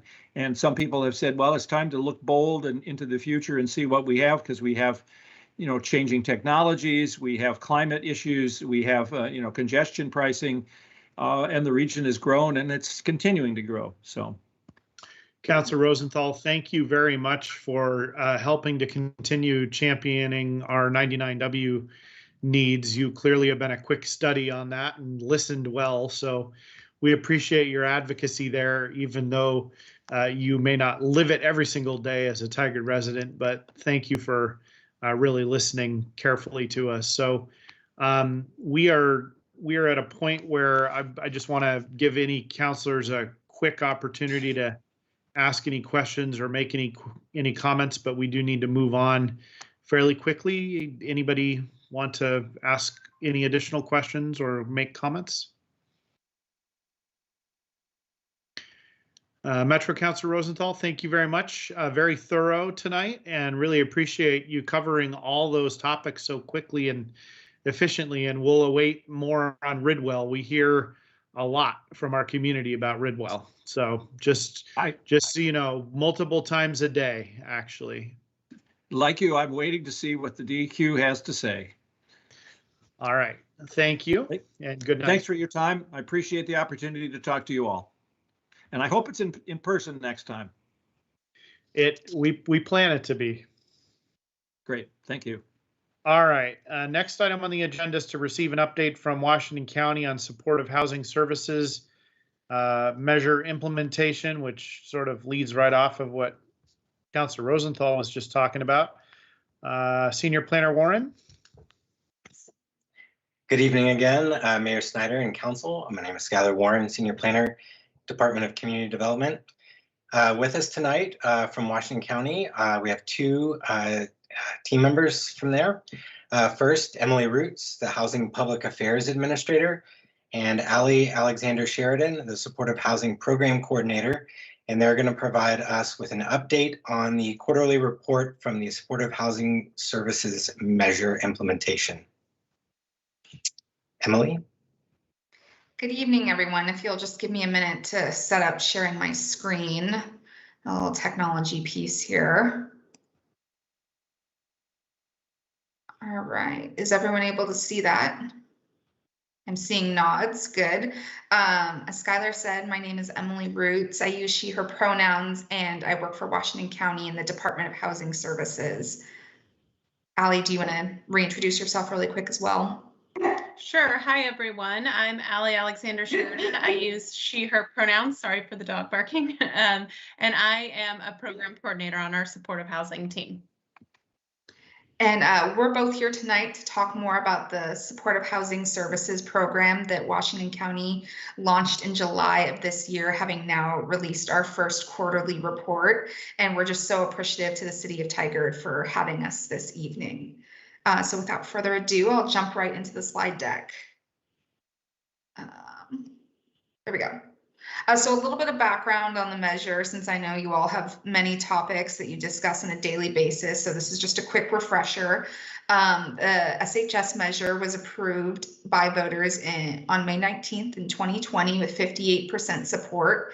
This was a measure that was really built and championed by a broad regional coalition of business and community leaders. And it's estimated to generate more than $200 million per year, which is an incredibly significant investment in supportive housing services. And this investment is equally divided between the three counties within the metro region. So Washington County, of course, Clackamas County, and Multnomah County, and is really scaled to achieve functional zero chronic homelessness. That's a bit of a mouthful, but what it essentially means is that we don't have people who are experiencing homelessness for a long period of time in our region because we don't have resources to get them back into housing. So people still may fall into homelessness from time to time, but we have the resources to help them quickly bounce back and get back into housing rather than falling into that prolonged cycle. And with that, this is the largest per capita investment to address homelessness in the nation. So this is pretty significant work that we're here to share tonight. So before we jump into the nuts and bolts of it, it's really helpful to ground us in this work. And we want to share with you Dora's story. So Dora was able to access one of our bridge shelters through our Community Connect system, which helps folks connect into our system and resources. Dora had experienced homelessness for much of her adult life due to complex medical issues. And her most recent episode of homelessness was due to the death of her mother. So once Dora came into one of our bridge shelters, she was connected with a housing case manager and then also our rental assistance subsidy, which we'll talk a little bit more about. And with both the subsidy and the services support of the case manager, she was able to find a unit, and she has recently moved into her permanent apartment. Yes, I had the opportunity to sit down and talk with Dora, and it was so amazing to really put a face to the names of the people that we're able to serve through this program. And just so we're clear and our community's clear, that's an example of exactly what we're trying to replicate over and over again with the $200 million a year, correct? Yes. Yes, and that's for the entire region. I'll get into some more budget specifics, but kind of our large scale year one goal is to transition 500 people into permanent housing. So I mentioned that the SHS program, Supportive Housing Services, officially launched on July 1st of this year. One of the programs included under that larger umbrella is our Bridge Shelter program. And what a bridge shelter is, it's a kind of a specific type of shelter that offers people housing for approximately 120 days. That's not a hard and fast limit. Some people need more time in shelter, some people need less, but basically the purpose of these shelters are to connect folks with a case manager who can provide them those services that they need to help them successfully transition into permanent housing.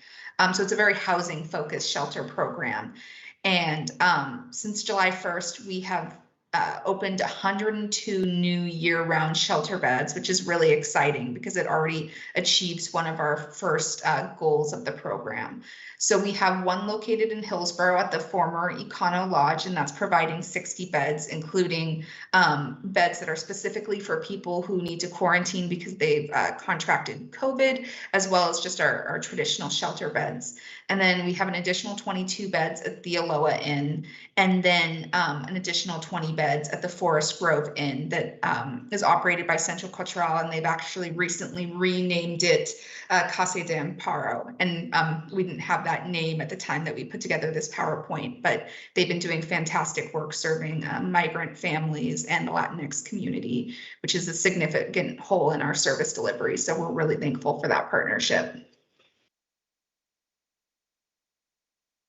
So one of the really big foundational pieces that we built out early on in our programming was our housing case management program.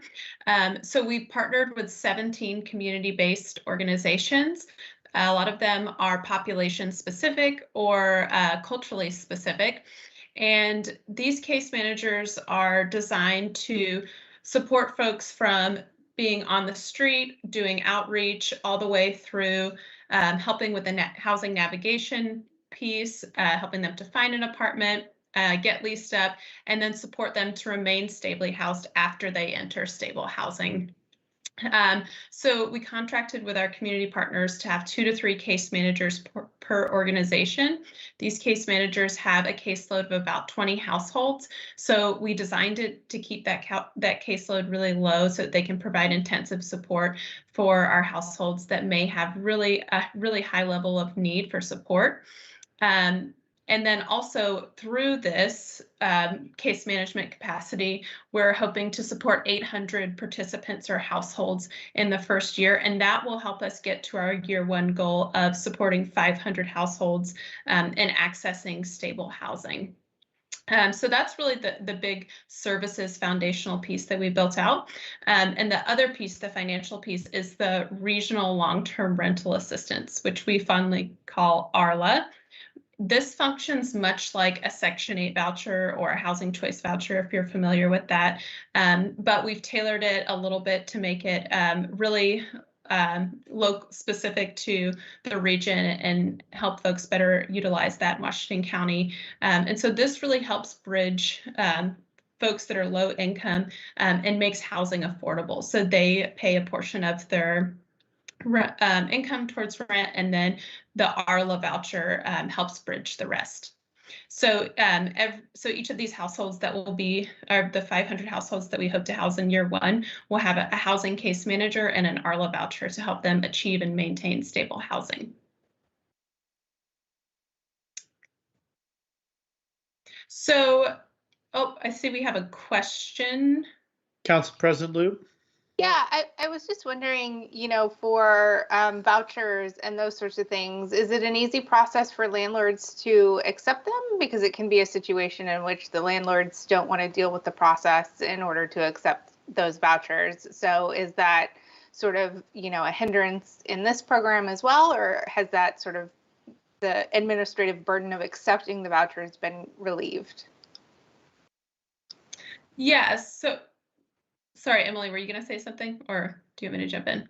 Why don't you jump in and I can fill in any gaps? Yeah, so this, because it's locally funded, it's regionally funded, we were able to strip back a bit of the administrative burden. However, we do want to make sure that units are meeting habitability criteria, and also that we're able to measure, basically able to also be responsible in our reporting. So I would say that it's a bit easier than accessing or using the housing choice or the Section 8 vouchers, but there still are some administrative pieces that landlords will have to complete. Thank you.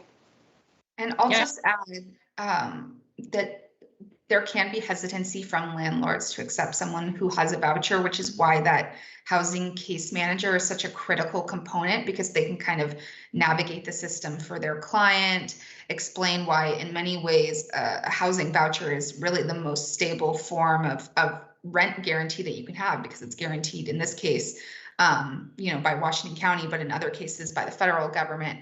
But I think explaining that piece so a landlord can kind of understand that is critical. And then the other component I think that is helpful here is including permanent supportive housing in our affordable housing properties that either Washington County already administers or the ones that are coming online through the Metro Affordable Housing Bond. So for instance, the Viewfinder has, I can't remember off the top of my head, I want to say it's around 10 units of permanent supportive housing that are an opportunity for folks to funnel in from our bridge shelter program, and other affordable housing projects will also have permanent supportive housing. And then that way we have a greater degree of involvement in those projects, and affordable housing providers are more used to that kind of subsidy anyway. So it's more successful.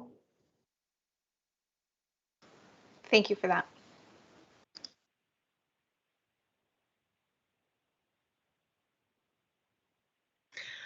So just to touch on some of our systems and equity investments. So each of the culturally specific providers and community-based organizations that we've partnered with have also been allocated $50,000 annually to help build out their capacity and scale up.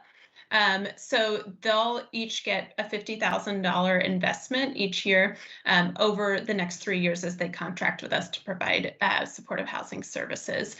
We know that a lot of our case managers or shelter workers that are coming on board are completely new to this work.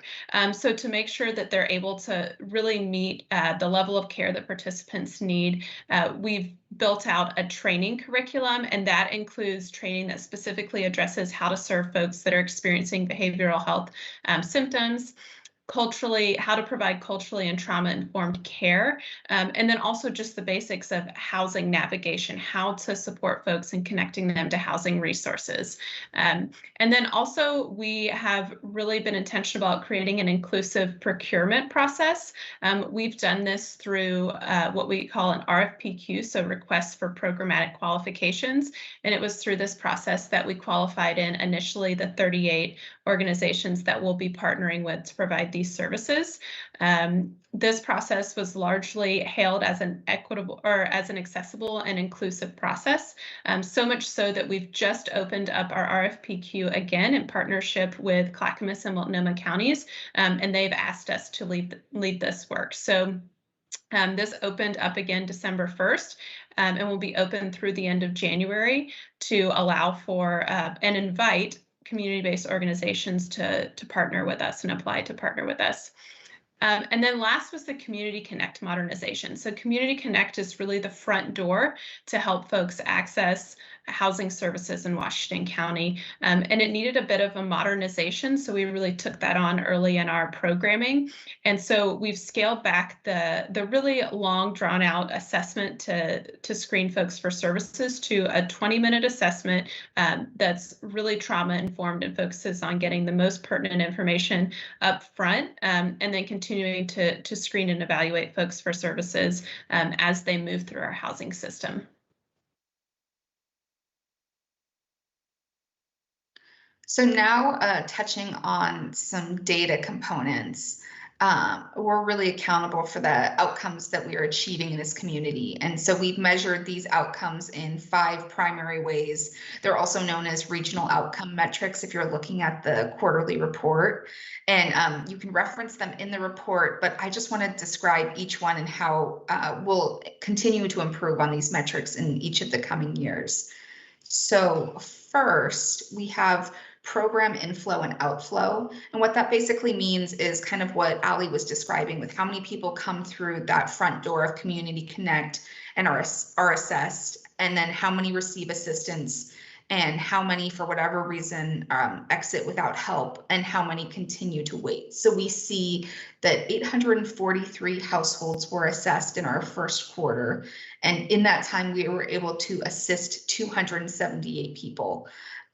However, I think what these metrics really reflect is the gaps in our current system. Because we've only operated within a single quarter, we haven't been able to expand and scale up our services to truly meet the full depth and breadth of the need in Washington County, particularly acknowledging that we've been doing this work with a real gap of resources over the last 10, 15 years. So much of our early work has just been playing catch up.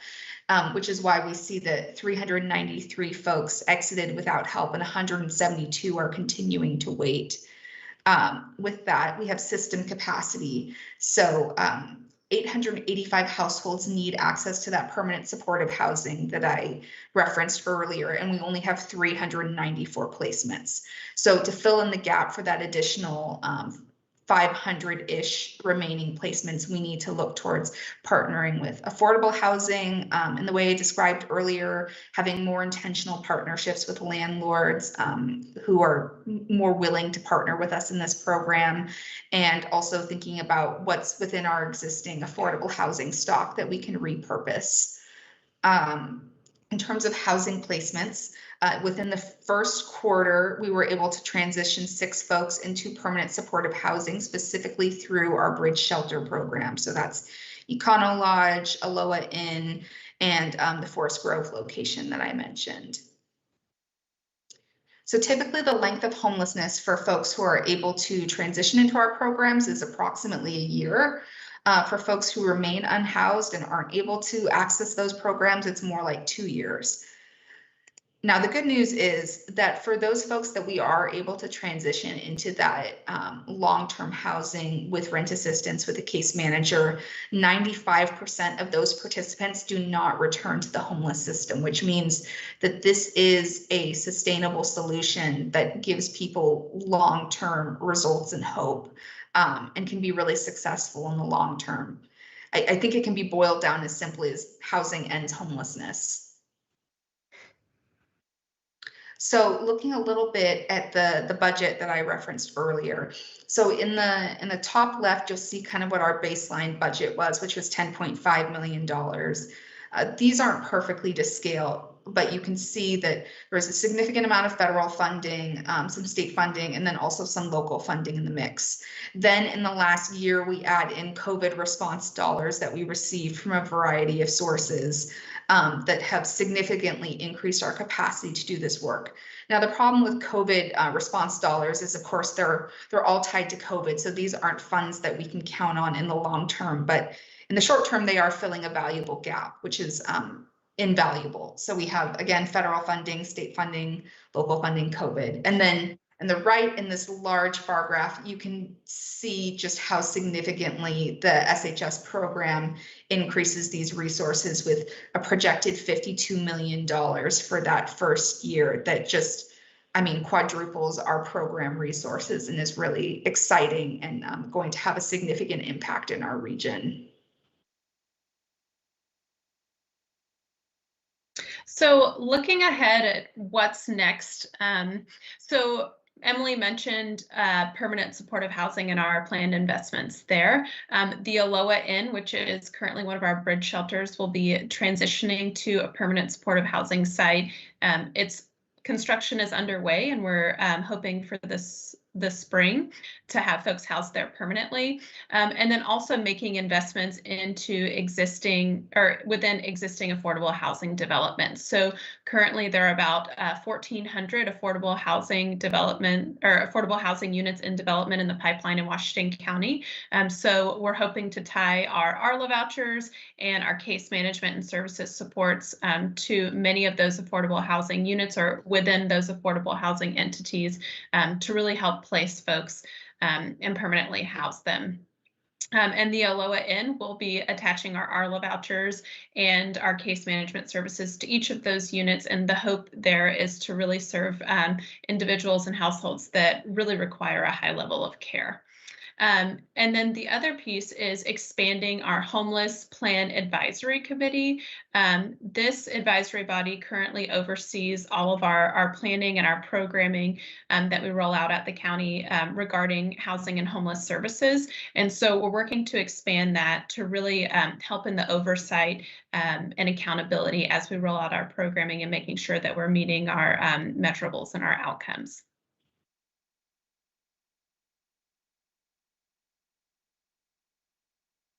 So another component of the SHS program is our winter shelter program.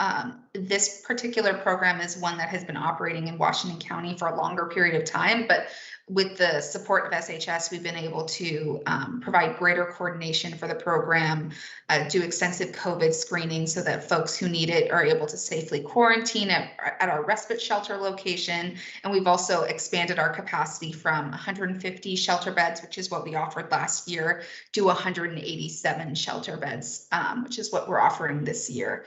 This is a seasonal program. It's offered from November 15th to March 15th. So these shelter locations just opened in the last few weeks and is really focused around saving lives as we enter the, really harsh winter climate and temperatures that we all know and experience in Oregon pretty much every winter. So having a place for people to stay during those freezing temperatures is essential to protecting folks' health and safety. So we have 20 beds that are operated by just Compassion and Tigard, so in your jurisdiction. The Beaverton Community Center is operating again with 30 shelter beds. The Cloverleaf location in Hillsborough is our largest single location with 50 shelter beds. And then in addition to all of those, we have motel stays for families experiencing homelessness where the winter shelter model wouldn't necessarily be a good fit. Medically vulnerable folks where staying in that congregate setting could be really dangerous for them, particularly with COVID numbers on the rise again. And there's 87 total motel vouchers available, and those are being administered by Family Promise.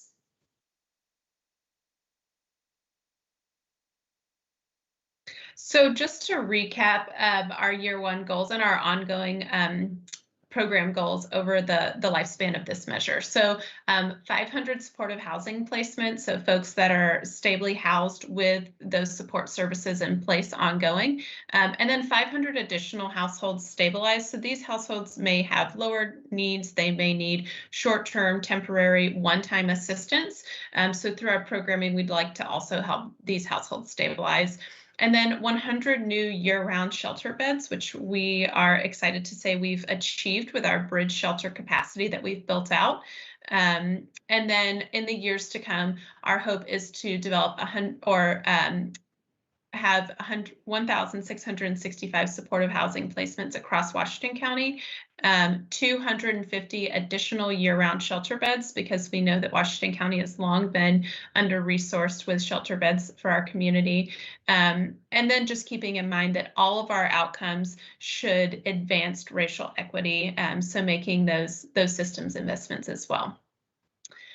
And with that, I think that's all we have for you. So if you have any questions, we'll turn it back over to you.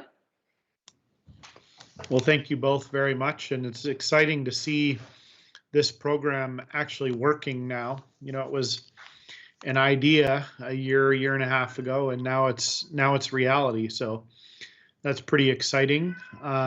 Council, if you have questions or comments, please raise your hand electronically.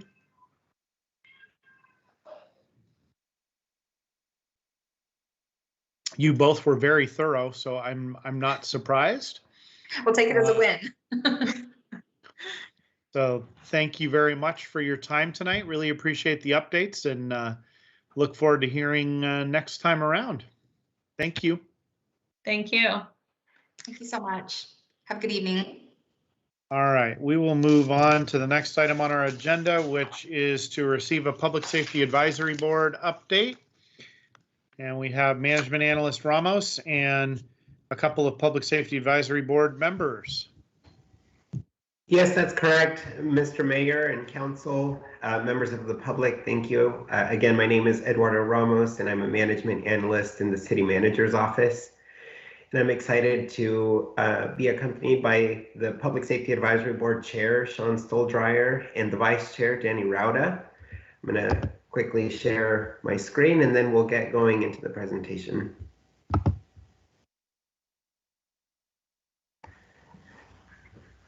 So before I hand it over to Mr. Stoldryer and Mr. Rauda, I just wanted to mention that the board is entering its final phase. We're excited to have completed 2/3 of the 18-month charge from the City Council.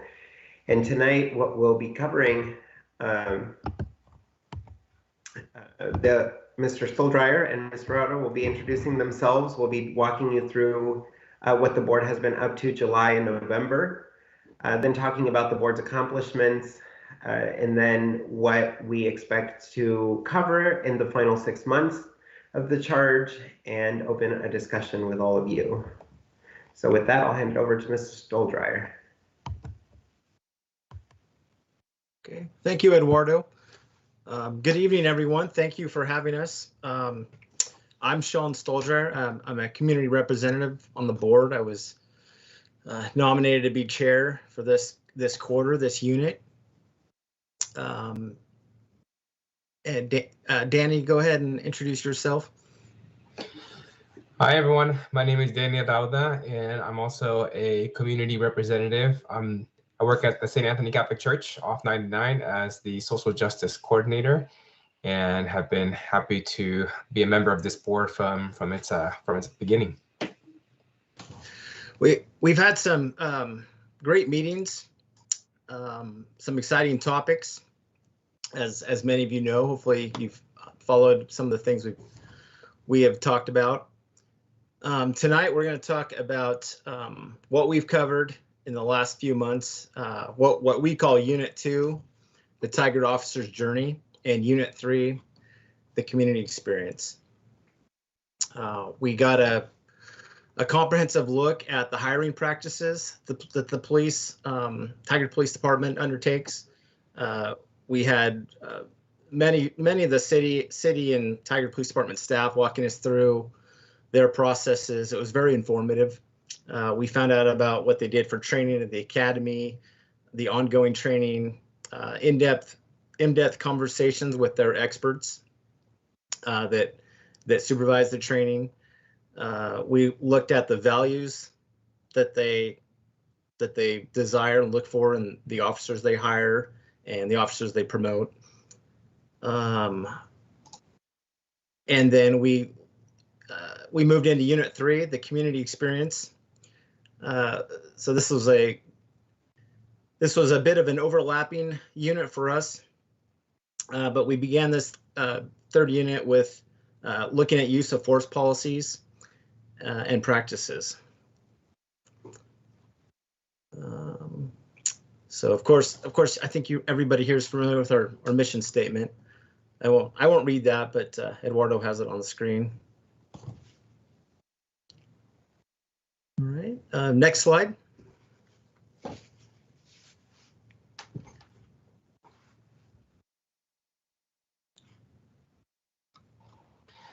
Yes, I'll be covering the topics that we discussed over this July to November period.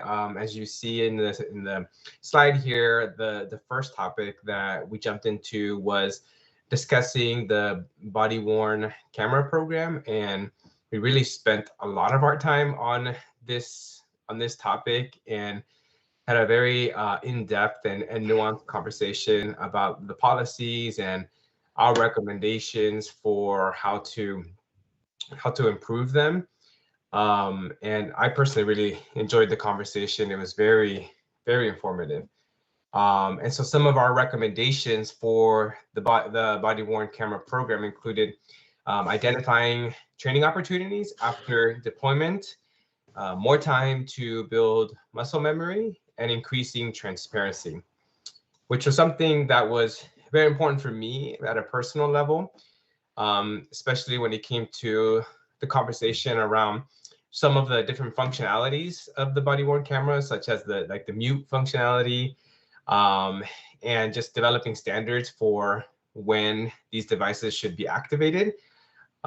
Because for me, as I was kind of reviewing the policy, something that was important to me is that, you know, we remember why this was even a topic of conversation at the national level as well as local level, right? That we wanted more police transparency. And so I was really cognizant of trying to balance the fact that body-worn cameras can be useful in terms of recording police officers' interactions with the public, right? And using that for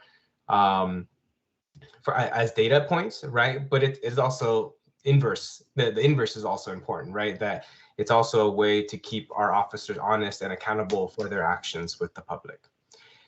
So overall, these recommendations, I believe, help improve the community experience because they ensure equitable policing. So we moved on to a discussion around qualified immunity. And we were really grateful to have Attorney Dave Lewis help us kind of increase our knowledge base about what that means. The third major topic that we looked at was a legislative update. And this was a presentation that was given to us by State Representative Dasha Graber, and as well as Chief McAlpine. And they kind of walked us through all the different police reform bills that the most recent legislative season passed. And then mainly talking about, okay, how does this impact Tigard Police Department moving forward? Sorry, Dan. Yeah, so just to kind of wrap up, I think for me, my biggest takeaways was just how informed law enforcement agencies have to be about such laws that pass and how much that affects the job that they do. But also in conversations about like our recommendations, I really realized the cost benefit analysis that we have to do as a board, but also Tigard Police Department have to do every single day in terms of balancing, this training, which is always a need, right, with like the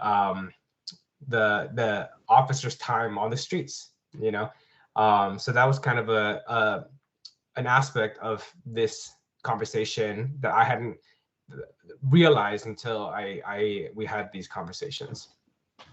Go ahead, John. Oh, my takeaway on the body-worn camera program was it was really a win-win. This was probably the most bipartisan unilateral policies I think I've seen in a while. It had full support of the police department, the police union, the advisory board, the city. I think a lot of us didn't. I mean, I personally didn't even know we didn't have body-worn cameras. I just thought in large towns or metropolitans that was just a standard, but apparently it's not. There's a few large agencies in Portland still without body-worn cameras, and Tigard was one of them, and now that's changed. So it's a very helpful system to protect police officers, and community and provide transparency. So it was a great win. Gosh, I will never be able to talk about qualified immunity the way that the attorney that spoke to us, what was his name? Dave Lewis. I will never understand all that, but essentially, qualified immunity is a federal statute. It's embedded in case law. It's a national topic. It protects law enforcement officers, but also anybody that's elected or put in a position in government, so that they're not personally responsible if something doesn't work out. You know, there's certain functions of the government that don't always go perfectly, as we know.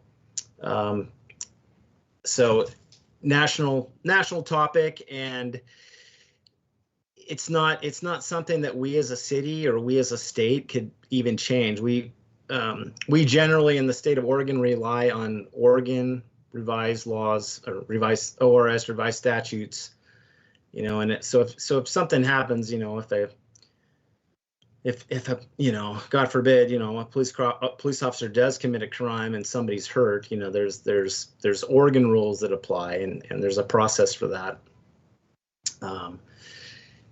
And that was it. I thought the 16 or so legislation packages that were passed by the Oregon House and Senate, signed by the governor.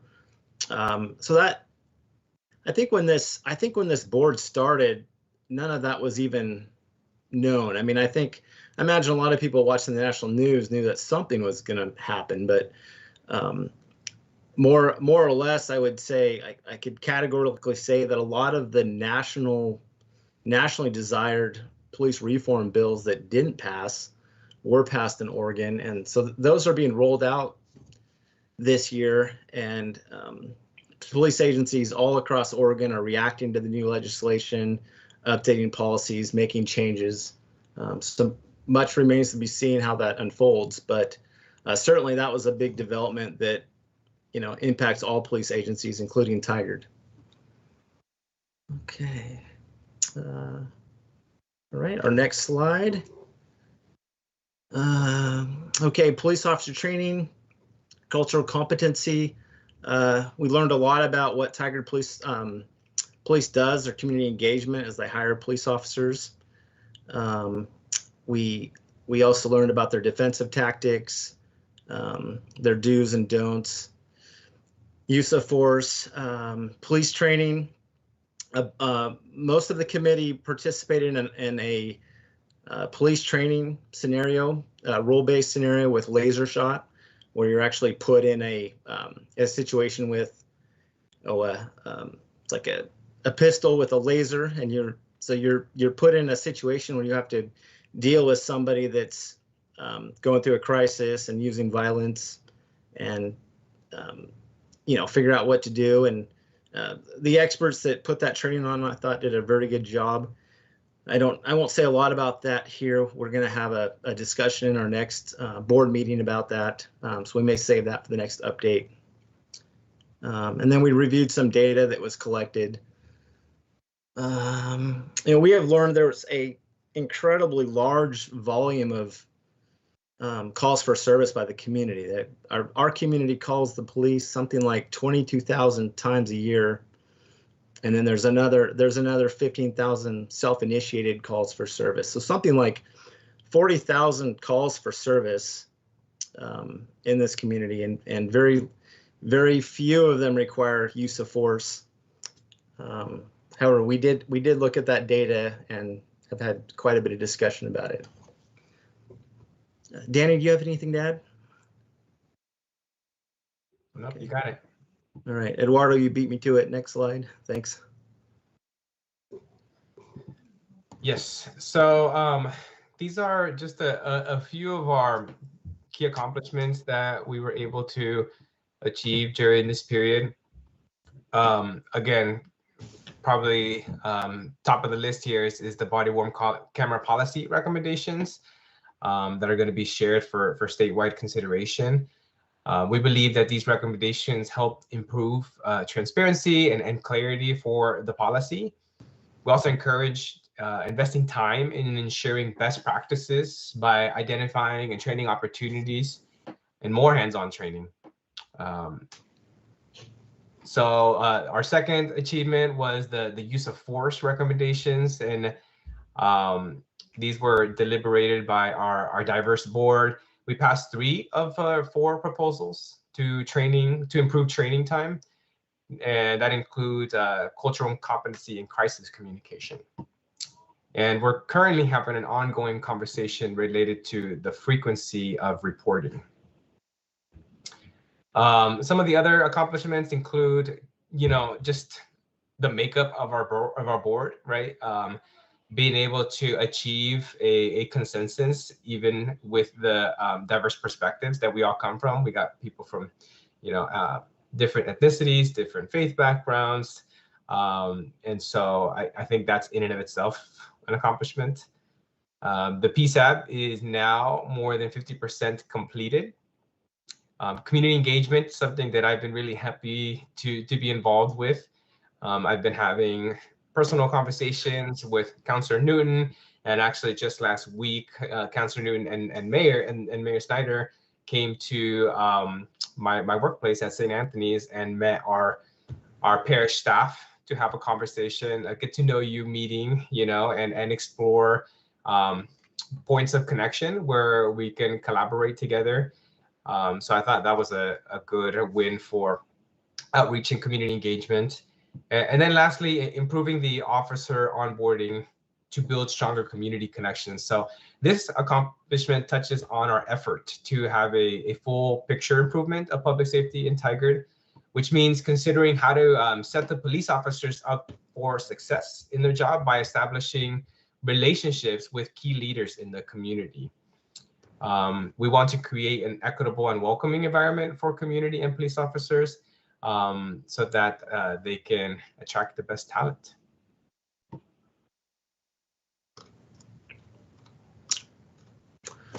Okay, so upcoming, we're going to do our laser shot training debrief.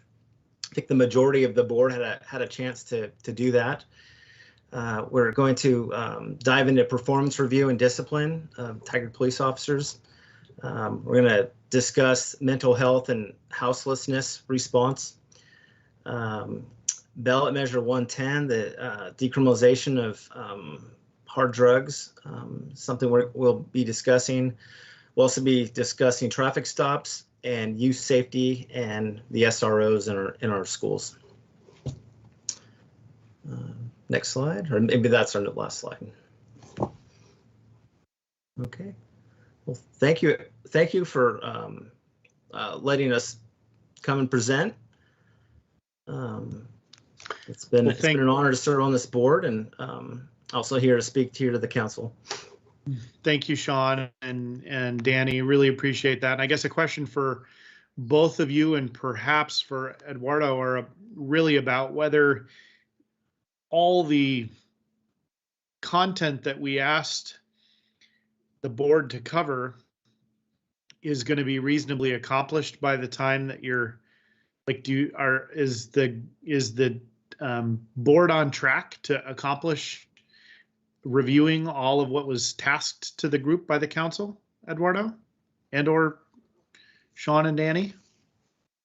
Yeah, I can jump in here. The board has been able to reprioritize its topics as they have become relevant or connected to a different topic. When we created this schedule, we incorporated all of the ones that City Council asked the Public Safety Advisory Board to cover, but they have been shifted around, and that's why we see the overlap in the units here. And then in the final months, the board has reprioritized their topics again to really cover everything that they want to cover and that the City Council has asked them to. And those conversations have happened over two meetings. So we expect to accomplish everything. And then I'll just highlight for the group that, and the council may not know, but Chief McAlpine and Jimmy Brown, one of the members of the Public Safety Advisory Board, were on Think Out Loud, the OPB noon program last week, and that was pretty cool to hear. So I won't belabor that, but for members of the community, our community who may not know that, if you want to listen to some interesting content about what's happening in your community and what impacts it may be having more broadly to the discussion on police reform, it was pretty interesting. So,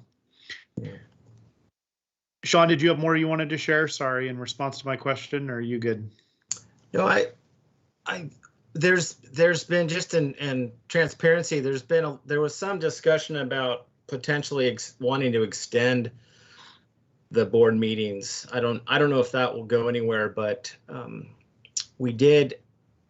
I think we're covering all the topics, but I don't know that we dedicated the number of meetings to each topic that was originally planned. So I don't know where that discussion's going, but it was something we briefly talked about in the last 2 meetings. Okay, so we may get a request from all of you to do some more volunteer work for us. Yeah, Liz probably kept better notes on that than I did. Councilor Newton, you want to add to that?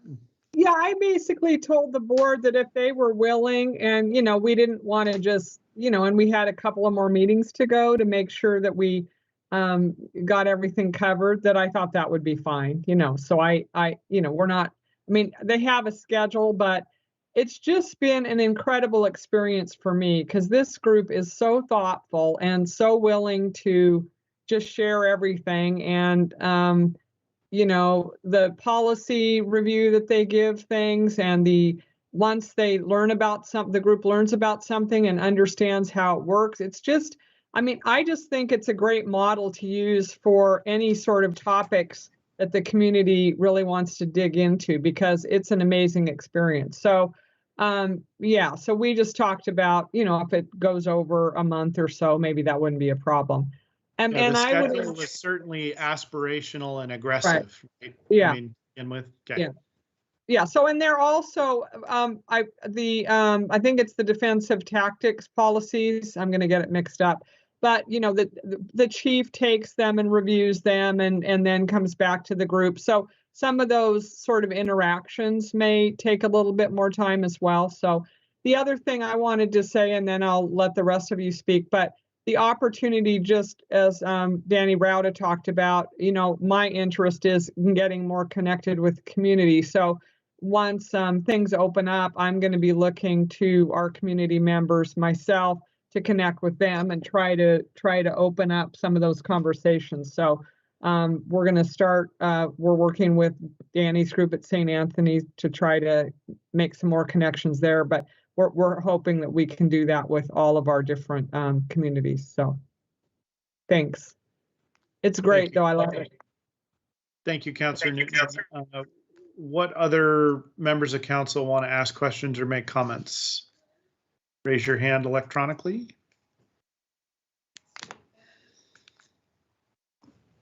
All right. Well, gentlemen, thank you very much for your robust report out and also for just doing the really hard work. I know this has been a tall order and a big ask, and I feel like our community has really stepped up and engaged, as Councilor Newton was referencing, and that this is unlike, it sounds like, unlike anything she's participated in with the city in her time, which is a long time with the city. So not as a counselor, but she's got a lot of history there. So thank you very much, and really appreciate it. Keep up the great work. Okay, thank you. All right, I will move us on to item number 12 on our agenda, which is to receive a presentation of the external financial audit by Moss Adams and Assistant Finance Director Isaacson. You're up. Thank you, Mayor and council members. I'm Jared Isaacson, the Assistant Finance Director for the city. I am pleased to inform you that we have completed the audit for the city as well as the Tigard Town Center Development Agency for the fiscal year ended June 30, 2021. I have with me this evening Amanda McClary Moore, as well as Keith Simovic, our external auditors from Moss Adams. And I will actually turn the time over to them. They have a presentation after which there will be time for questions and answers. Perfect. Thanks, Jared. I'm going to go ahead and try and share my screen here, so bear with me for just a second, and I think Amanda's going to kick things off for us while I do that. Can you guys hear me okay? We can. Okay, good.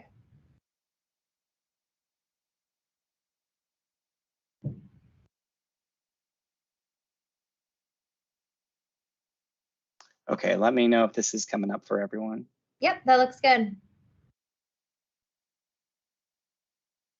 If you go to presentation view, yeah, slideshow, there you go. Doesn't seem to be working. I may want you to enable editing there. There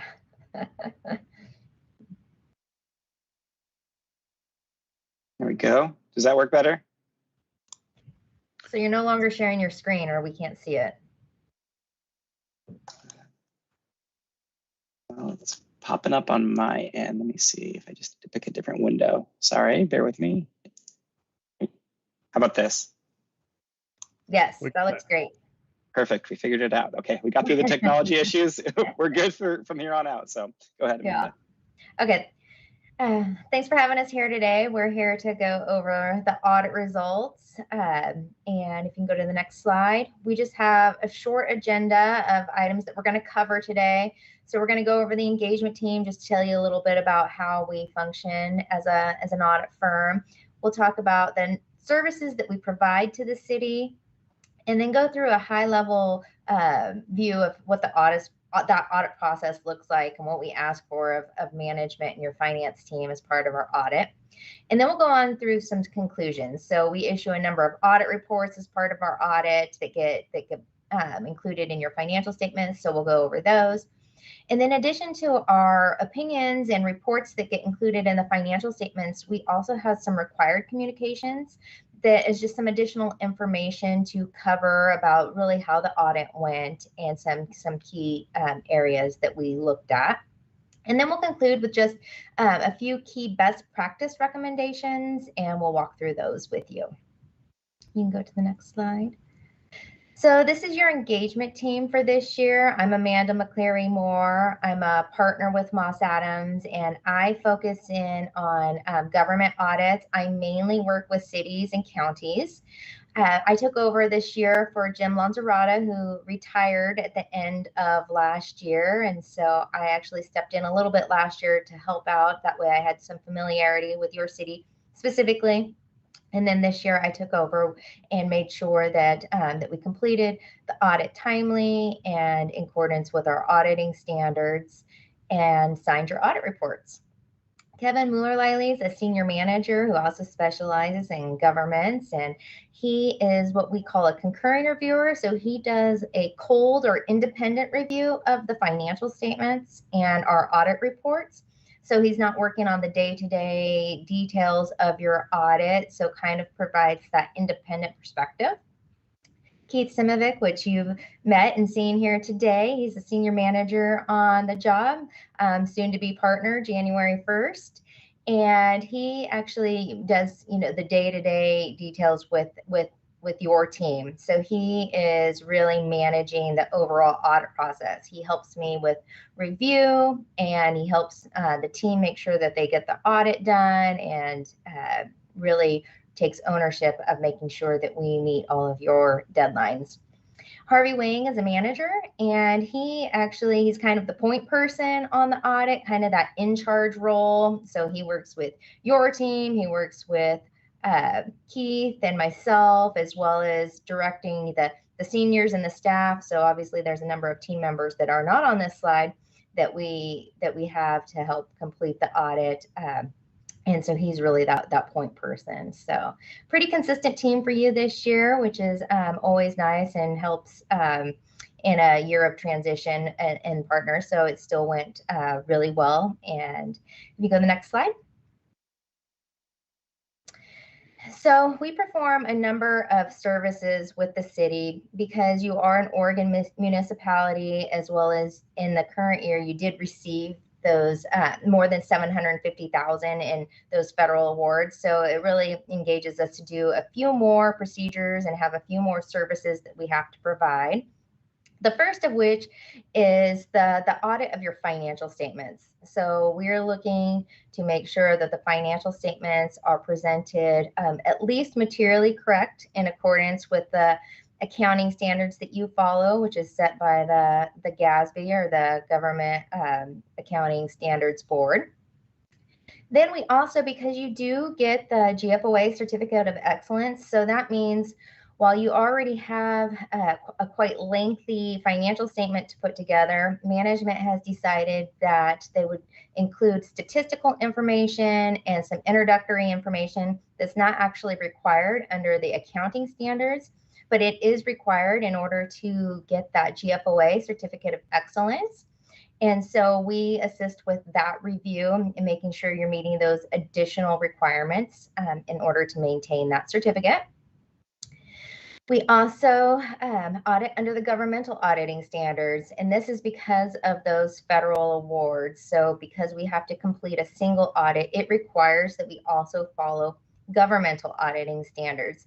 Under those standards, we have additional CPE, or continuing professional education, that we have to achieve in order to meet those standards, as well as that there is a higher level of independence that we have to meet. And then we issue an additional report that gets included in your financial statements that Keith will go over later, that talks about internal controls over financial reporting. Then, because you are an Oregon municipality, we have some additional audit standards that we have to follow, and as well as issue a report, and those are the Oregon minimum audit standards. So things that we are looking at in order to issue that report are things like your procurement policies. We spend a fair amount of time looking at budget law, making sure that you complied with all of the rules and regulations related to putting your budget together and adhering to it. Gas tax, there's procedures over cash and debt. There's just a number of additional procedures that we have to report on. And then, of course, because you do have the additional component unit, the Town Center Development Agency, we also do perform an audit over that and issue a separate report that gets bound with those financial statements as well. And then the last thing is what we're here to do today. So communicate to those charged with governance, and that is City Council. And so we are here to go through our conclusions with you today. So this is just a high-level look at the audit process. So kind of what we do as auditors and what your finance team has to go through as part of this audit. So we really have kind of three buckets of ways that we audit. So we look at internal controls, we use analytical procedures, and then we have substantive procedures. So when we're looking at your internal controls, and we're not looking at them to express an opinion over internal controls. Really, we're looking at internal controls to help develop our audit process. So where are we going to get assurance that your accounts are accurate and materially correct? And so we start with that internal controls. If there's areas where there's really good internal controls, we might do some testing in that area in order to make sure that the accounts are correct. So for the City of Tiger, these are the areas that we looked at for internal controls. We looked at your IT environment. We look at revenues and your cash receipting, cash disbursements. So you can see these are a lot of areas where there's like many transactions. Payroll. Capital assets is an area that we do look at in internal controls because it's an area that is quite complicated, and we really feel that you need to start with good internal controls and ensure to capture those capital assets and get them correctly reported on your financial statements. So we do spend a fair amount of time looking at internal controls over your capital assets and then over your financial close and reporting process. So analytical procedures. So this is an area where and another one of those ones where we might look at internal controls and then we're able to use some analytical procedures. The accounts that we use analytical procedures are ones that are a little more predictive in nature. So when we're looking at some of your revenue, probably areas more like your charges for services, or those ones that are we can compare them to budget, we can compare them to history, and we can compare them to other entities. And really, they're just a little more predictive in nature. And we'll do some analytical procedures using some of those trends and comparisons over those types of accounts. And then substantive procedures. So this is at the end of the audit. This is after we've looked at your internal controls and performed some analytical procedures, we've determined what we need to test. And so these are the accounts that we're going to confirm with your banks, debt, and actually there's some revenue accounts that we're able to get some assurance from confirmations. And this is where we're selecting samples. So this is where we're getting the detail of your transactions and pulling a number of samples and making sure that that you have the support that supports those balances. And so that's really where we're doing some of that vouching to actual supporting documentation and reconciliations.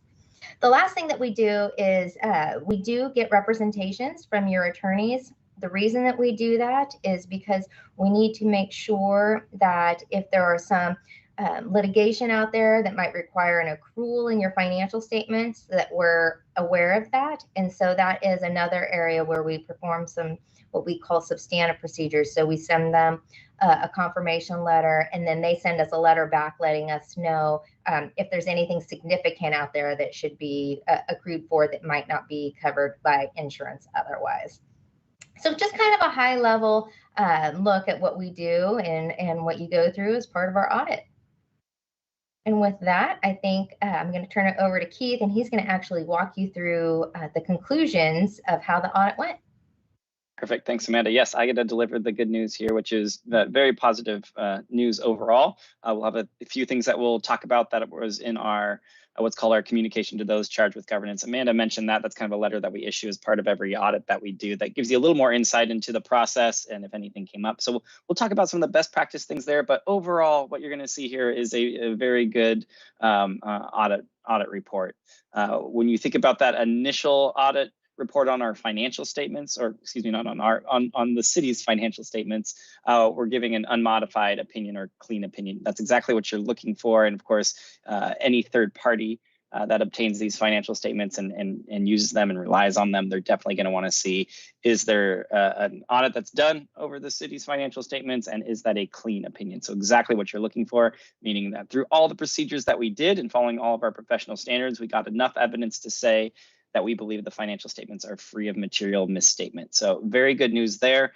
Not something that should just easily go understated or anything like that, because it's something that there's a lot of work that goes into this process, and we shared that with the audit committee recently as well. So a lot of work throughout the year to make sure there's good policies, there's good internal controls, and that those are being followed consistently throughout the year, and that's part of the testing that we do to validate that as well. So very good news there.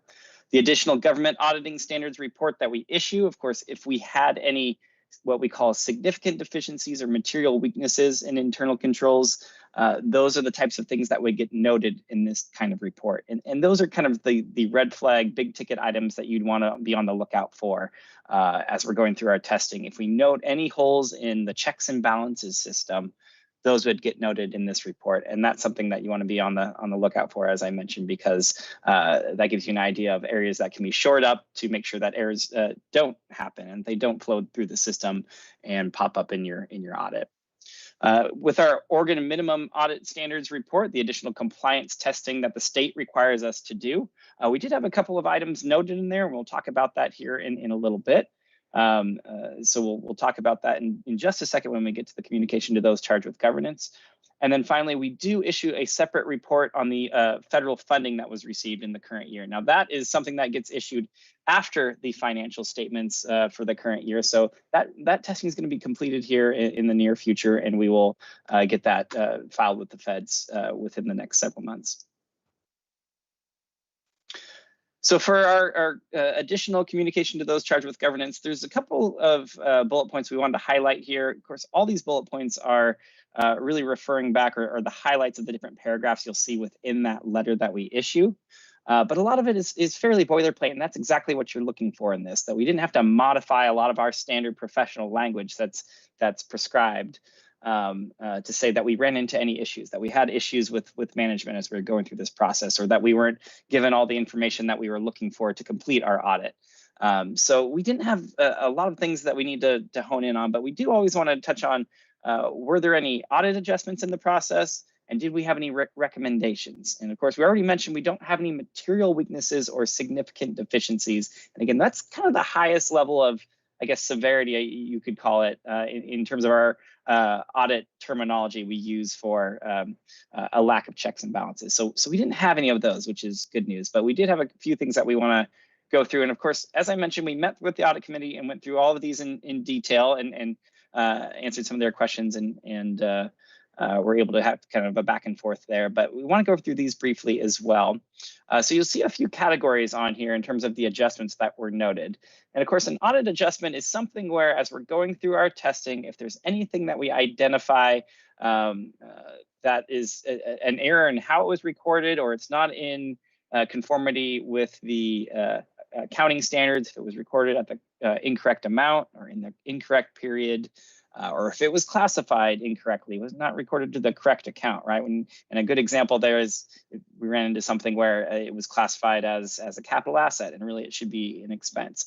Those are the types of things that we're looking for in the testing that we're doing. And of course, it's all in the bounds of what we call materiality, right? We don't audit down to the dollar. We don't audit every single transaction. We don't call out every small variance as an error. We're looking for material amounts.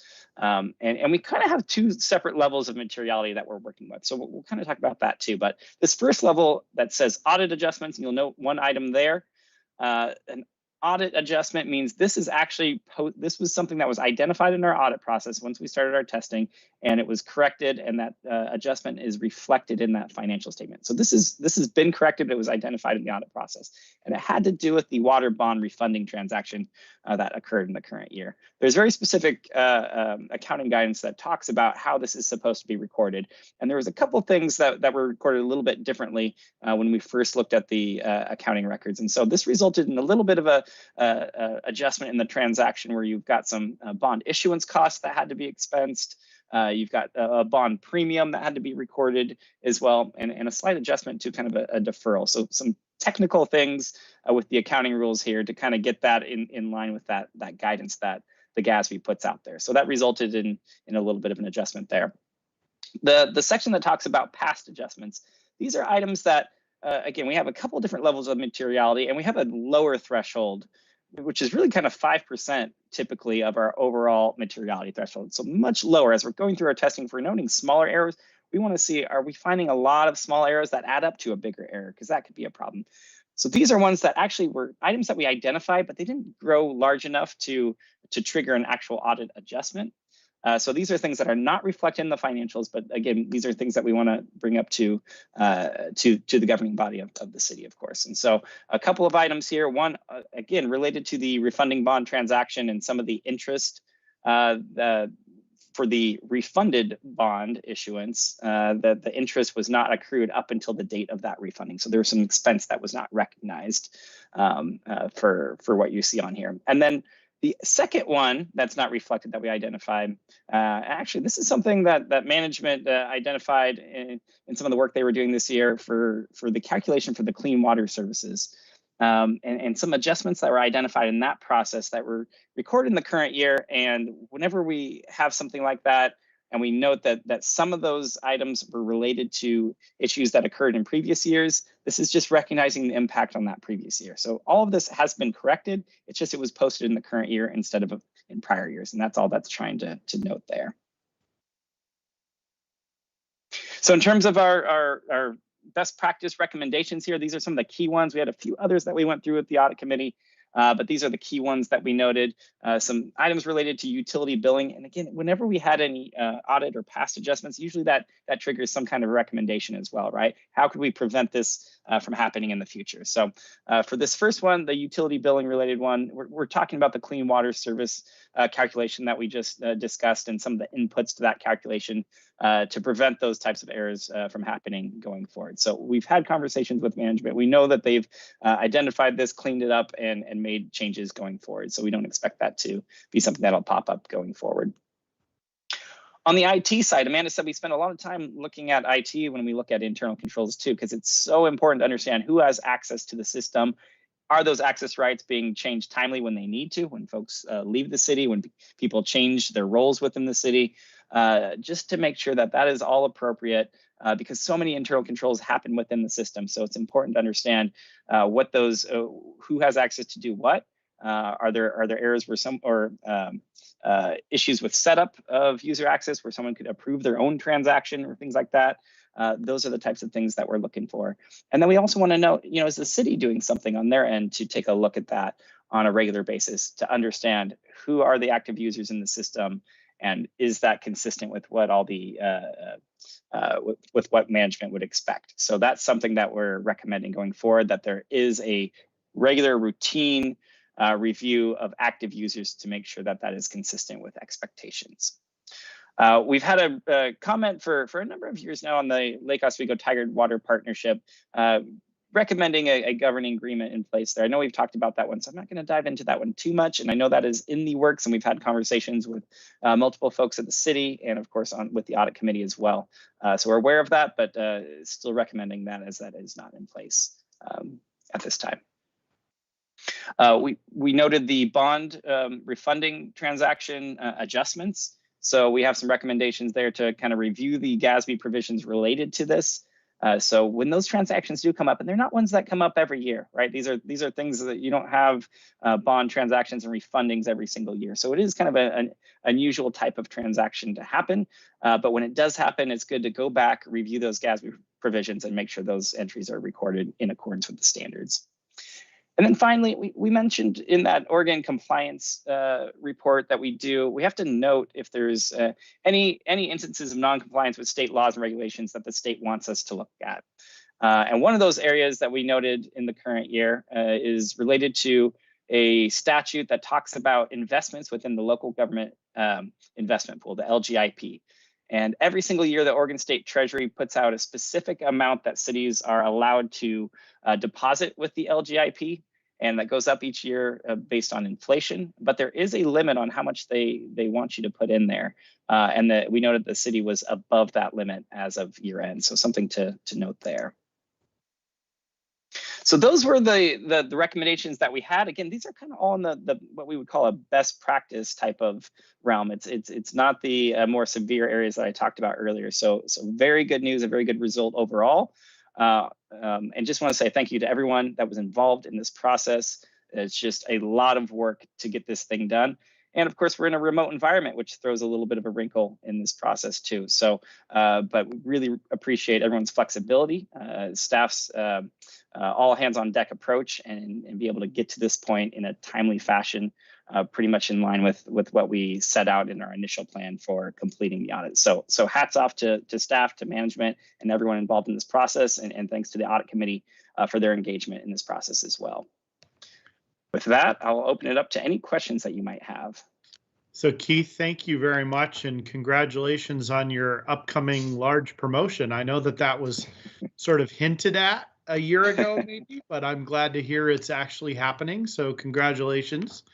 Thank you. I have one quick question about the local government investment pool point. I mean, what it sounds like, you know, again, for the non-accountant folks in the room, that sounds to me like we have, you know, too much money in our savings account that the state manages, and they don't want us to have that much in there. I assume they do. I don't know what the reasoning for that is. It's kind of an interesting standard. There must be a reason. I don't know what it is. Maybe they just don't want to have to manage more than a certain amount of money, but whatever it is, I mean, is there a reason why that rule is still in place? And you know, it seems odd. I understand you have to audit against it because the state says you have to, but I'm not, maybe you can inform us all on a little bit more of what's going on there. You know, I don't know. I don't know the history. It's actually been in place for a very long time. If you actually go to the statute, I think it's set in there at like 30 million, and it only increases, like Keith said, by inflation every year, and it's at like 51 million now. So it's definitely a very old rule. I don't know the history of why they have capped that. I mean, of all the things to be super serious about, that one seems, I mean, again, I understand it's in the standard. I'm not sure I understand. Yeah, and they come out with a new, and they come out with a letter every year that increases that amount and lets you know what it is. And so it's definitely something that they stay on top of, but not something that I feel like they really monitor. So because we're over it, do we need to move money somewhere? Like, do we need to put our money in a different savings account, or what's the remedy for that? I mean, it's still obviously a management decision. I don't know what the risk is. I have not heard of the state ever penalizing anybody, and I guess I don't know what that penalty would be. So it's still really up to you. It might be worth finding out those questions, the answers to those questions, and seeing how the state does view it. Or maybe tell the state they should fix it. It seems so like it doesn't make any sense. Mm-hmm. One of the things you do have, I don't know, you'd have to really think through this, but you do have the component unit. The component unit can have an LGIP account as well, and it would have the same limit. I don't, off the top of my head, I can't remember how much cash is in there and how you would necessarily want to structure that internally, but that is an opportunity to continue to have money in there and have two accounts. They do allow that. So even though it still would roll into the city's financial statements, you would then not have the same issue. What's a component unit for those of us that don't know what that means? That's the town center development agency. Oh. Sorry. So basically separate entity. Because it is a separate entity. Yeah. Okay. All right. Other comments or questions from the council now that I've occupied a bunch of time? Council President Lube. Yeah, I just want to say thank you, to the auditors, and especially thank you to our teammates and our staff and Jared and everybody. It was especially difficult for them. Obviously, we had financial director outside help, but just with the Total Tyler project going on and everything going on, for them to be able to still wrap this audit in a timely manner and, have it come out the way it did is a testament to the staff that we have. And I just want to shout out an incredible job and thank you for all of their hard work. Councilor Goodhouse. Yes, I wanted to go back to on the slide or just on one of the best practices portion. I know it's been brought up for the last 2 years on the Lake Oswego Tigard Water Partnership. And Councilor Newton and I are on that oversight committee and are currently for the last 2 years, which it's gone on forever with COVID and I had a lot of different twists and turns to it. But we're coming towards the end of what looks like putting in place a governing agreement. I don't know if all of you looked at that to see if that's sufficient to meet the needs before we get to the final part, if there's any input on that, if that's advised that we should have you guys take a look at that or not, to make sure we have all the points in there if we're missing anything. Yeah, we'd definitely be happy to take a look at it. Usually those things are much more legal in structure than accounting in structure, but we'd be happy to look at it and see if there's anything that you might want from an accounting perspective. Yeah, I was just going to jump in there too. I mean, the core of the comment and yeah, again, we've had it kind of since our first year working with the city as this was ongoing and thinking about, well, what happens once the project is in service, and it has been, in terms of when there's repairs and maintenance, who actually has ownership of the asset, really specifying to make it more crystal clear as to, well, who has ownership, and that'll flow through to your financial statements when things break, who pays for it, where does that expense go? It just makes it a little more clear as to what should be recorded. And that's kind of what we're looking for. So if those are the things that are stipulated, I think that would definitely help going forward. But we would be happy to take a look at that. We have not seen any kind of draft or anything of that. But when it's ready, we're happy to scan through it. I mean, your comment is primarily the absence or presence of an agreement, right? That specifies those things? Correct. Yeah. Correct. Okay. Councillor Goodhouse, any follow-up, or are you good? I'm good, thank you. Councillor Shaw.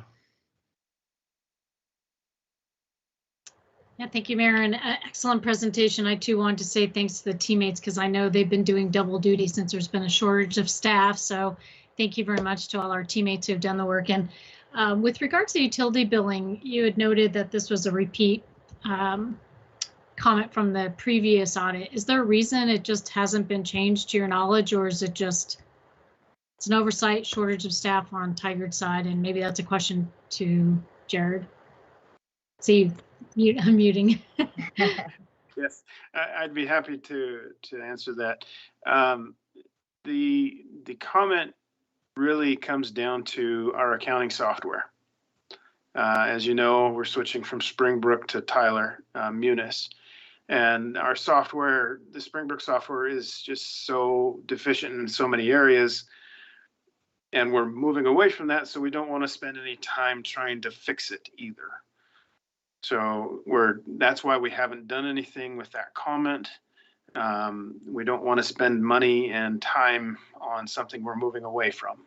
But it's definitely something we will be looking at and doing on a regular basis within Tyler Munis.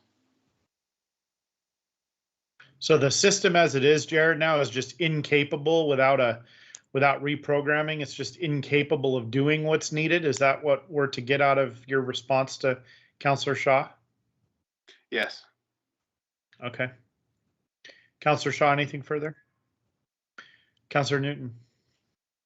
Yeah, I too wanted to thank the team and, from Moss Adams and our team. I just remember when I was on staff there, what that's just a full-time plus job to get that audit out. So thanks Jared and Debbie and Amy for all your work, and the team at Moss Adams too.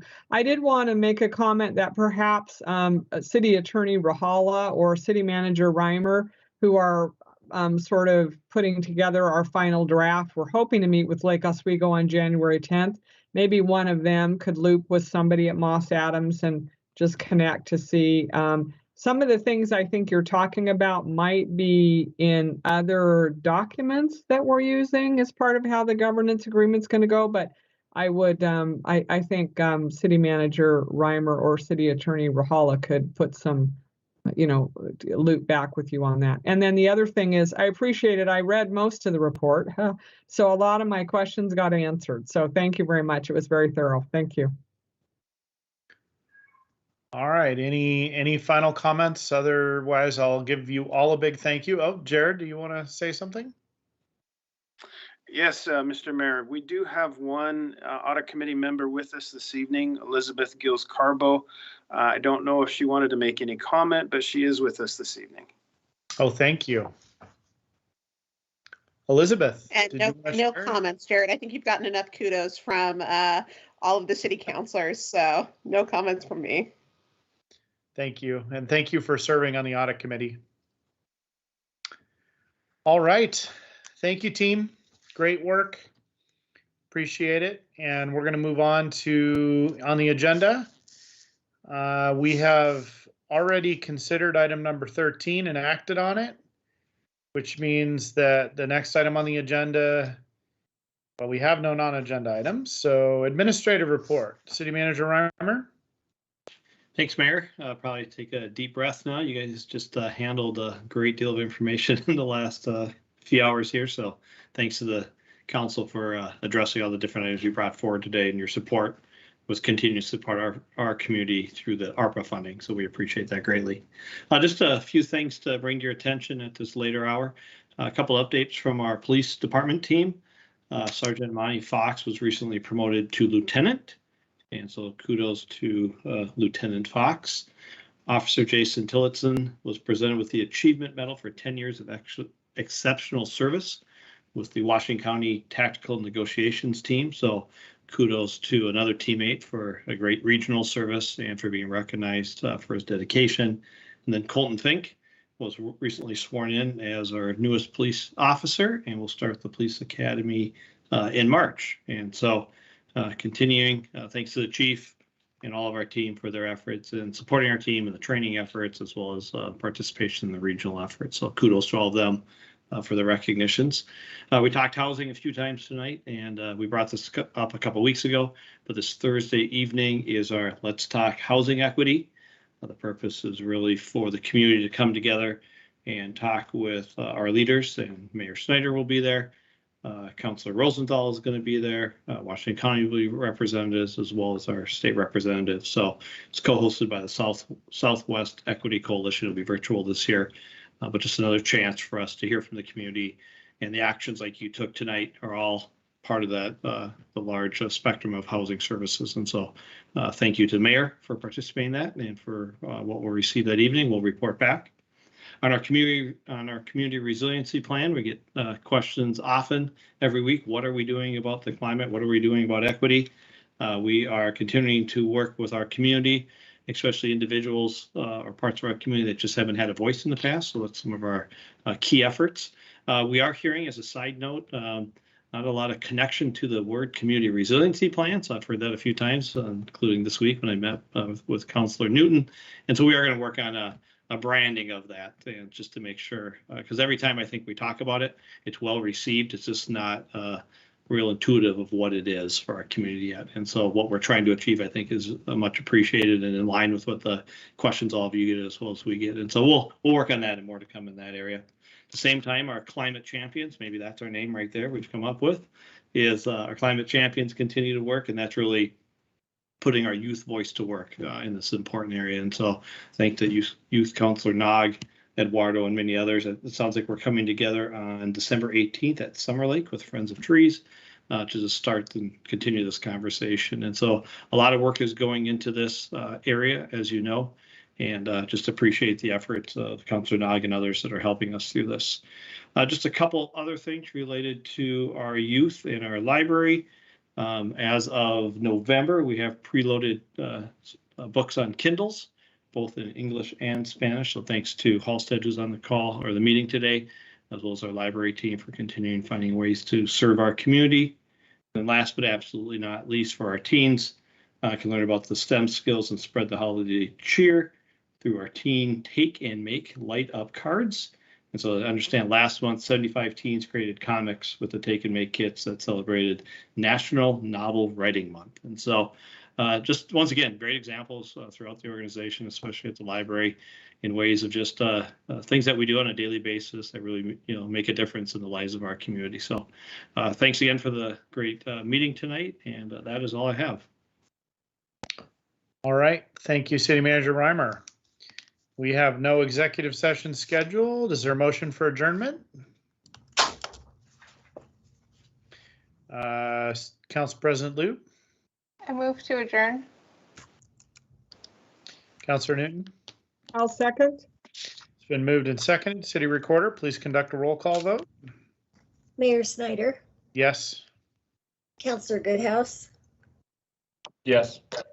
Councilor Newton? Yes. Council President Lube? Yes. Councilor Shaw? Yes. All right, we are adjourned. Good night, Tigard. Good night.